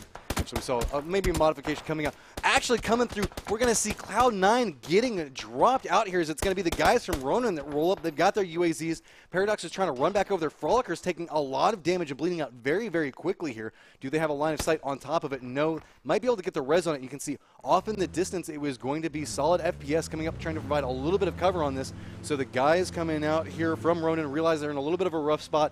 Don't like the fact that their backs are open, hop in their UAZs and cut out. Yeah, that could have been really, really bad for Ronin. Coldamenta is still under pressure as shots are coming out, and he actually has to hop out of the vehicle. he's not safe, so now he's in trouble. He's already losing tires. You can see bullets are coming back from 2 different directions on him. Moody's doing a press back down. That's going to make a 3rd different point of contact. Goldamenta in a lot of trouble right now, and everybody else from Ronan has already cut out. He's all on his own here, and I got to say, he's going to have to fight if he wants to get out of this, and he's not going to be able to. Too many shots, too many directions. It's going to be Moody lining up the shots from the outside of that, and that's going to be all she wrote for Goldamenta. Yeah, Goldamenta going out early in this one. Very unfortunate there for Ronan as Moody will come finish it off. Give us an emote? No. Okay. No, you got to punch him down. Got to throw out the disrespect there. Run up, take him down with the punches. Say, nah, I know save that ammo, my friend. You don't have anybody around you. It's not about saving ammo. It's about making a statement. Exactly right. Exactly right. On the eastern side, we do have some teams still moving into the zone. Once again, I will say it's going to be one of those zones. Every team should be able to get in. You see Optic moving up. They're going to hold down the gas station on the eastern side of the bridge, just west of Yasnaya. Nova across that bridge, that compound, kind of teasing it. Couple angles onto totality as Team Gates as they are east of Rozhok, looking for some angles, trying to gain some information on where everyone is. And it's just one of those circles, Matchroom. It's one of those where most of the map is safe and it's nice, it's calm, everybody feels good. Very centralized. This is kind of like your bread and butter PUBG that we've got going on right now. Everybody's kind of familiar on how everything's going to go. Everybody's kind of cut out their fallback locations. You can see that Optic went overhead and went from the Yasnaya. Now they've transitioned down to that over near the gas station just to the west of this, kind of separating out, trying to hold the different choke points. Naturally, we do have the river that's running through here, so some teams do like to play along potential choke points as they come through because they get rewarded with kills, as you can see that right now. Nova is coming up on top of this, just running right into the waiting arms of Optic, netting a free kill off of that. Locknarb is all on his lonesome. Looks like he was the scout for Nova, and that's going to be all she wrote for him. Yeah, he's trying to get across, kind of getting on this side of the river, and Optic just there, laying in wait, holding that down. More shots on a land dune of Nova, and Richie taking some shots over at Optic as well. So they're all spread out. Nova all over the place, trying to figure out where they're going to call home. They're kind of posted up on the other side of this. Team Gates also does have a line of sight onto Nova. That took him Landoon, had to jump back down into the water. He's in a little bit of a rough spot, though, because wherever he can make landfall in his general vicinity, that could put him in line of sight for Optic. Looks like they're not really looking this direction. That's one of the downsides whenever you're playing around the gas station. Remember, the walls do kind of coat out and around that. But you can see that they've already tried to modify based off of that by trying to claim the Wizard Tower just to the south of it. Yeah, Safra is now moving in a little bit earlier than normal. Didn't get to loot South George, as we saw early in the game. All 4 still alive, though, and they will head over towards school. FlyQuest laying in wait here, though. This could be very dangerous going here this late. We don't see school get contested all that often. Not too many people actually post up in here. So CZ just kind of runs up, and we've got FlyQuest all around here, and he's playing on this outer wall. So you're not seeing anybody kind of come in and modify based off of this. His vehicle's in a very awkward spot, so he can't get back over to it. And yes, SteezyBB does go down. Nice shots coming off from Microfly, trying to keep an eye back over where that vehicle's at, and you're going to have something running down and forward. They don't realize that there's just one person here. They're waiting to see if anybody else is around. Nice grenade coming up from Microfly to follow that up, claiming the kill that he got off the down. That is kind of an interesting push there. I'm not 100% sure what the mentality is going to school there, especially in, it's kind of still the late looting phase here as Circle 1 is finally closing, and that's center circle. But we don't often see too many people play around school. We see them kind of claim apartments. Everybody separate. They'll go to Rajak. They'll do everything else. This is one of those few times we actually see somebody playing inside of school, and lo and behold, they get some kills based off of it. So now we're popping over here with the guys from Ghost. Looks like they're getting a little bit of a claim. They do have some bad neighbors off to both sides of them, and that's going to be Team Gates posted up on one side, and Totality taking a couple of pot shots at them. See, Team Gates is now holding that position just to the south of the bridge. Off in the distance, we can still see Nova trying to figure out how they're going to get up and reconnect, as our guy that had to jump into the water beforehand, Landoon, trying to meet up with the rest of his team. Yeah, Nova just in a complete mess here in the early game, completely spread out from one another, got in the fight with Optic. They lost one in Locknarb. Now Landoon, under so much pressure, had to go for water. He will try and get back to the rest of his group. You can see them in the north. It's Richie up there with Nerf Me Please. So if he can get up there, they'll be back 3-man strong and in a good position. Look at this. We've got Envious that's actually bisecting right onto the path that no Landoon might be trying to play off of. They're holding one of those buildings up on the top of it. You can see that Richie's just under fire right now. We've got one guy that's trying to move the motorcycle back out and around, taking a lot of damage. Look at the range on these shots coming out from Envious. They can tell that they are super pissed about the last round and going out how they went out. And remember who took them down. They don't know this, but they're taking shots at the squad that eliminated them in round 3. Yeah, I like where Envy is right now. I don't want them to get too far away from these buildings. Oh, look at this new zone going west. Wow, this is a wild one. River Dead Center. This is where we see risks. Teams are going to have to choose north or south. Which direction is this zone going to go in the end? And actually, if you're holding one of those choke point positions like Team Gates or Optic at this direct time, you can potentially net a lot of kills. All these teams are going to have to figure out how they're going to reposition based off of this. A lot of squads are going to probably try to go off that far western side, maybe make that chase around Yasnaya. See, nobody wants to go across the bridges. Look at everything that's happening around this push up and around the lake over there, as everybody's like doesn't want to be a part of any of these bridge fights. Meanwhile, Ghost just driving straight over and through. Nova's trying to drive back out. Check Shooter's trying to line up some shots onto it. Does connect with a couple of them after everybody jumps out of their vehicles, but Nova does manage to get some form of cover back behind the tree, but they are pincered by Envy. Yeah, a lot of shots coming out of Envy here, being extra aggro. This position for Envy, they were holding it down. They're, all the way on one side of the circle, and then it shot west, and all of a sudden, they're holding down one of the most powerful positions in this zone. Crate down here, M24, there you go, with the 8X and the level 3 helmet. That's what you want to see with a sniper in a crate. And now, Envy just going to keep the pressure on. Nova takes down Nerf Me, please, and eliminates him. And it's going to be all up to Richie, if I'm not mistaken, unless Landoon has found his way into the zone. Well, Richie is in a rough spot right now. He did manage to retreat back out, but look, he's running back over to where Optic has repositioned, so he's found himself between two different spots. Meanwhile, Landoon is still alive, but he's just hiding out over there. We do have several squads that were driving up. You can see Rift was trying to push up next to where Optic is. They get pushed back out and away. Optic is just playing on this hillside. Richie just sneaks his way right into those duplexes right down below it, and it's like, please, nobody look down here. This is very, very stressful for... This is quite the movement phase. Such a violent western turn, causing so many teams to try and wrap around. So many teams making that decision, north or south. We see Team Gates, they're holding down. They did not have to move east of Rostock. They're in a great position, especially for a lot of the teams. They're going to have to move Cloud9 all the way to the east. They're going to have a tough break when they need to move. This zone is about to contract, and after this, hopefully it makes a decision, and a lot of these teams can move north or south. Landoon is all by his lonesome. Look at all of these people that are coming up and around him. Set to destroy X in a position playing right here. He can get a general vicinity on where everybody's at. Remember, this is first person, so he's just kind of listening for what's happening out and around him. See, it looks like Ghost was forced into going out and retreating underneath of the bridge there based off the firefight that was happening. Yeah, they're having to play down below this. Looks like they had to abandon their vehicles, forced to swim at this stage. Actually, look at this crazy spot that Energetic Turtle is in. He's actually come up around the arches there, making good use of the terrain pieces, very strong awareness. So while necessarily he's not in the strong point that he wanted to be at, he's in a very safe spot where he can get a lot of nice sight lines and potentially take some shots at anybody that comes around him. Yeah, so STDX directly to the north of them. Landoon going to have to pretend he does not exist for a little bit. He should be in circle, all of this circle, and possibly even to the next one. He's not that far from center, so a decent location for him. God Squad moving around on the western side. They might have to take that bridge, and it's going to be heated here on the east, though, because a lot of these teams very close to one another. Meanwhile, we have several squads that are still out inside the blue, making their way in, trying to play off of the safety of this. We do have Cloud9 that's taking a couple of pot shots down towards Ghost. You can see Profi already fairly lit up, forced Energetic Turtle to have to retreat back behind some of these other pillars. I really, again, like this position coming up from these squads. I love seeing the modification and the different spots that they managed to find. Frolicker trying to line up some shots way off in the distance over at Sharp Shot, but it looks like he managed to hit a shot as he's dropping back down off of that building. Yeah, competitive PUBG, there is no player too far away to shoot at, and it's the best. They shoot from 500, 600 meters. It doesn't matter. If they can see you, they're going to put shots out on you. Keep the pressure on as much as they can. And look at this. Your boy Dre has been all by his lonesome after we saw BenQ5 get taken out. He's been forced to play around ruins. Finally, the rest of the guys from Tempo Storm coming up in his general vicinity. Doesn't even look like they're coming up to exactly where he is at. Looks like they're going to choose to play those buildings down there. And your boy Dre trying to feed up whatever information he can. You can see the vehicles all. It's about gathering information, trying to figure out where all the other squads are. So whenever the next circle pops, trying to figure out how you can maneuver through it to take the least amount of risk. Exactly. So he does have Maluk by his side here nearby. He took a motorcycle. Took a little bit of damage there possibly on the landing. New zone pops. It does go south. That is the answer. All these teams up in the north, they will have to get south, down in the river or through the river to play this one. And this is going to be a rough circle. We have Rozhok, we have School, we have the compounds to the south, and a big giant open field in the middle. We got Wildcard doing a hard press straight into apartments. You got VTV just trying to drive through, kind of claim a section of Rajak. We got 58 people alive right now as Tamai hits Tamai as like trying to come inside of the apartments area.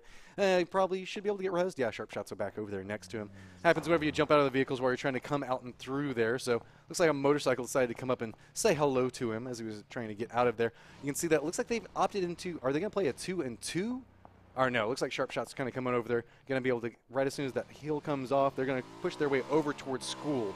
but 58 people alive, Jabroni. And I have to point out, a lot of this circle is the Badlands. That's just to the west of school. Absolutely. And uh-oh, looks like we have a contender for school, as it's going to be the guys coming in from Team Gates. They just crash on this outer wall. Remember, we do have some squads that are posted up around Rajak. Minifridge Jr. is just pushing out and forward. Wildcard hasn't managed to cement their position based off of this. Gates coming around the outside of it. Mossy is already down, trying to get a little bit of information fed back to him. You can see Tamai's on the outside of this. Already has an idea on where Minifridge Jr. is. Minifridge Jr. is instantaneously dropped there. Kick starts holding on the outside, and the rest of the guys from Team Gates do commit to this. And look at everybody from Wildcard stepping out and forward, but everybody is getting shot down as this goes through. Team Gates does go down inside of that. Wildcard does take a couple of knocks, though. He finishes that with a Kar 98 headshot. That's how he finishes that fight, sharp shot. Out of control. Great job by them, but here we are with Envy and STDX in a little bit of a combat. Rift has near on no life, pushing straight into a complex that he knows he has got claimed right now. And so he's trying to get his meds up. Envy under a lot of fire right now, just trying to get reses off on their people. Rift knows that this might be the opportunity. He can see one person down. Rift steps up and forward. Check shooter goes down, and Envy just drops. Another early exit for Envy. They just can't seem to get themselves together here tonight. A tough night for them so far. Very unfortunate. But we see Ghost Gaming now moving into Rozhok, so Set to Destroy needs to be a little careful. Rozhok, very dangerous in this stage, especially when it's on the northern side of the zone, because as soon as it goes south, it's going to pull all these players out of the city, right on top of each other, up to this hill, and that's where the fight will happen. So very aggressive fights coming up here in Rozhok in a minute. Safe Res is holding down this position, taking shots back over at Duel as they're trying to crest this hill. Sharks trying to get some form of position, but look at how much Rajak is starting to get claimed off in the distance. We have several squads that are trying to position around the island. See, Optic is back over there, as well as God Squad, just trying to hold two different points on side of this, trying to catch anybody as they come through.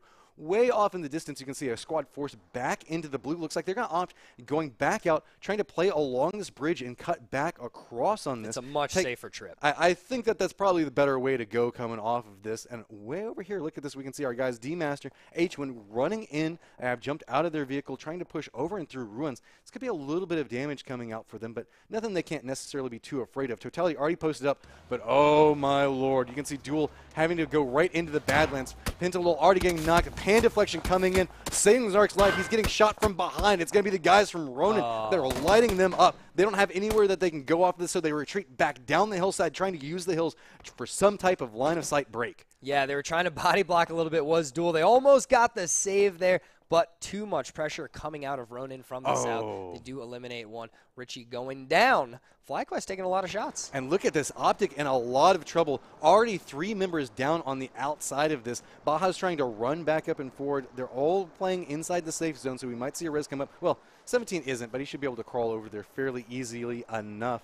Actually, Baja's running out and forward. Looks like he's going for a high pop first instead of 17. You might think that he's just a little bit lower on life. Next circle has popped. Let's take a look at where we're supposed to be going.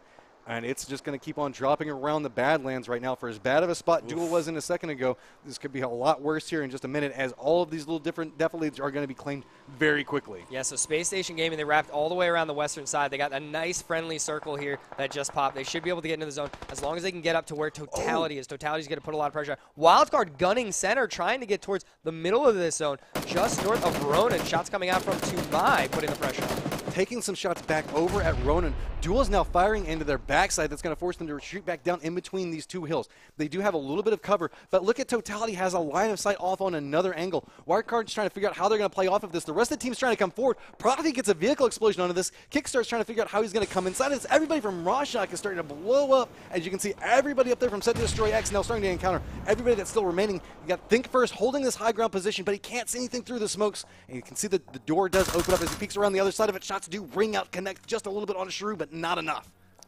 Yeah, a lot of pressure coming on to Safe Res right now. Think First here in a dangerous situation, but he does have his teammates to the south. They're going to be able to support. So once they move up onto his building and look for a breach here, Sharko W, look, they're looking for the angles to try and keep them out and keep the pressure off of Think First. He's still in the zone, so he doesn't have to move across right now. They just need to win this fight. Cloud9 coming with a ballsy play, just driving straight into the Badlands. Going to end up right over next to Duel. Got the plane coming through, dropping some presents from heaven, just potentially making some new cover points at this. And you can see everybody's peeking back and forth over this hill. K-Mine's coming up over this. Are they going to get the peak based off of it? They do see Paradox. Instantly turns back around. Zark steps up and forward. Nobody from Cloud9 does go down inside of that, but that's going to force everybody from Duel to retreat back down the other side of the hill. So FPS STDS catching some airtime as he's trying to come in onto this. Look at this, he has gotten flipped, and now he has to retreat. He has to run back over to his friends. There's grenades coming down everywhere around Cloud9, but somehow they're managing to live. Finally, they do get Paradox down. Solid FPS goes off in the distance, getting shot down by Think First. Paradox goes off in another explosion as it is just hellfire and brimstone raining down on Cloud9. The custom red zone coming out of Duel right now. They peeked over. They see Cloud9. They back off the fight. They don't like the angle. They don't like shooting that way. They start chucking the grenades. The vehicles are there just to help more explosions. And AWM, all right, an amazing sniper crate, number 4,000 tonight. Unbelievable. We're just getting a lot of phenomenal crates coming through here, but let's be honest, that one's pretty risky to take at this point because there's so many different people that have line of sight if you try to go up that hillside. We can see that Saferez still playing around the south side of Raja, except for Think First. He's still posted up over here with the other guys of Set to Destroy X, trying to get some form of reinforcements. You can see his team still taking pot shots back and forth. But remember, this is Fig. We saw him explode in the last round. He's trying to find any shot that he can. And look at the gun in his hands. If he can line up a shot, he can get such a good kill off of this. Going for a grenade up here, thinking that maybe he can bounce it off if you're... No, it connects with the outside window frame, knocks it back down and through. Fig and Shrew have to figure out how they're going to get out of this as the circle is starting to compress down, and they know that they're getting pincered from multiple points. You can see FlyQuest now starting to push back out, do manage to get a building of their own. It's everybody kind of posted up around Sunken City, Rajak, or trying to get caught in some fight around the Badlands. You can see Cloud9 is starting to get some downs onto everybody inside of Duel as this peak battle back and forth across this hill is still going on. Yeah, this is just so bad for so many teams. It's so difficult for a lot of these squads, Set to Destroy especially, trying to get into the zone. How do they do it? How does FlyQuest even move from their position? The new zone did pop up. We can back out and check. It is low, it's south, but it's fairly center. So Totality feeling really good, Wildcard feeling great in this one. And look at this, FlyQuest already on the move. They have so many vehicles, they can potentially make a forward over it, but they're driving straight up over next to where Cloud9 is positioned at. Some shots do spring out from them, kind of forcing them to reposition off of this. So everybody from FlyQuest is now trying to reposition, figure out how they're going to go. Based off of this firefight, though, you can see Cloud9 is feeling brave about it. They're hoping that there's a little bit of a distraction. You can see Frolicker does line up the shot, does get the down onto one. Still playing off of this. Wooly is down off on the outside of this. This is still a very strong position coming out from Frolicker.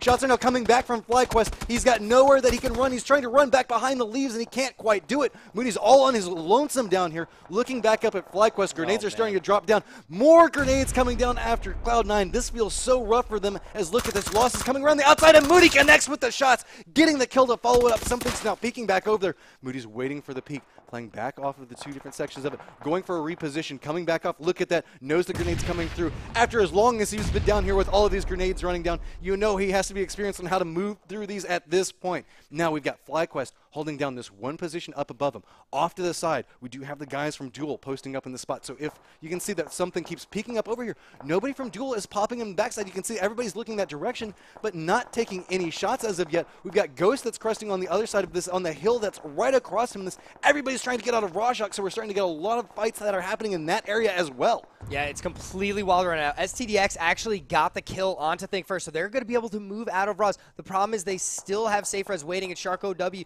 You see him right there. Balak trying to get into the zone as well. STDX may be able to move on this one. Fignaldo, last one alive. On the western side, though, a couple of teams have moved in safely, and they're feeling pretty good, but they're very close together. God Squad, Tempo, Storm, Space Station Gaming, and even Bahawaka from Optic all sitting right on top of one another. New circle has popped up, and you can see how many people are set up inside of Sunken City right now. 4 different squads. If you count Baja, he's kind of on his lonesome right now. Tempo Storm is the one that is inside the circle right now. There are several buildings that are still out inside of this, so Baja's having to make a very risky reposition. I don't think that he knows how many people are out and around here, how few buildings are up and available, so he's just creeping his way through this. See, every single direction that he turns, there's somebody posted up on it. He has no life. He's just hiding inside of a shrub right now with what looks to be like 5 hit points. And look, so many people looking out and around him, but as every shot rings out that draws attention from another angle, Baja tries to push his way forward, jumps inside of the little bit of water that's over there, is trying to swim. He has, again, no life, and look at everybody from Space Station Gaming just looking back down onto him. If he tries to crest up on the other side, he's just going to get shot from another angle, though. But is he going to be able to... he's summoning his inner bush right now, just trying to hide inside of it. He's using the bushes to breathe right now, is Bahawaka trying to stay alive. He's actually safe. He's in the zone. So he's going to be able to be okay here right below SSG as D-Master does go down. Fignaldo from STDX actually dying to the play zone, so they're a world of hurt there. The new zone is almost dead center, though, as the fight begins. Tempo Storm finding himself at another contested position. Saw it inside of the last round. Everybody is now looking at where they're going to be at. They're going to have to move out. All of these squads, none of them are inside the new safe circle. It's just going to be our guys down in totality. Look like they do have some foothold. They're up on top of this hill looking at for anybody that's going to be encroaching from this area. 24 people still alive right now, Brony. 9 squads, and it looks like there's, what, 4 of them all posted up right in this general vicinity. Yeah, it's going to be really tough for these squads over here in the Sunken City, trying to escape, trying to get out. One of them could be okay as Smurf goes down for SSG to Maluk of Tempo Storm, but they have God Squad right on top of them now, putting on the pressure. Tempo Storm's having to look every single direction as they're getting encroached from everywhere. See your boy Dre coming back up, trying to get the res on Maluk. There's so many grenades flying through these windows. As you can see, God Squad's coming up. They're trying to get different points and contestants. Your boy Dre coming back, retreating back, just trying to line up some shots on everybody that's pushing in towards him. Circle's coming in 5 seconds. Your boy Dre's trying to figure out if he wants to go out through the window. He does bail out, trying to figure out if he can manage to make it out and away, just trying to play for safety, trying to play for positioning. But look at it. Everybody from God Squad knows that they heard the window crash. They're trying to figure out how he got out of this, which direction did he go. So God Squad does have control, but look at this way off on the side. Vexel is still alive. So there is a couple of members still alive outside of this. Vexel's running straight out and forward. And is anybody from God Squad looking that direction? Yeah, they are. Yeah, it was a good try. It was a valiant effort trying to get up to the compound there, trying to use the distraction of them looking for you, boy Dre, finding H-Win as well, but Vexel was not able to make it safe. Totality now has a great foothold here in the Southwest, but they also have Wildcard still alive, still kicking it over in the East, somewhat in the zone as well. See, everybody's starting to try to encroach into their area. They are aware they have control over anybody that could be pushing the backside. They feel pretty safe on it. Wildcard is slowly starting to make their way over here, hopping into a buggy, pushing right through their smokes and lining up. But all of these little skirmishes that are happening off to the north of them are kind of stalling at everything that's happening. You see Wildcard popping back over here. It's still the guys that are going to be from Duel, caught up with this fight from FlyQuest that we saw earlier. They're kind of stopping each other. And Moody is still alive. He's out in the blue right now, but he has somehow managed to survive through all of this, still trying to play off of this. Going to be curious to see if he can manage to make his way inside of the safe circle. So now Kickstart's starting to run back this direction, and this could put them at risk from being sighted from Totality. Yeah, this is going to get really, really close. You see the fraggers coming out. They know Totality's here. They've been taking shots back and forth. That could be a very good frag there.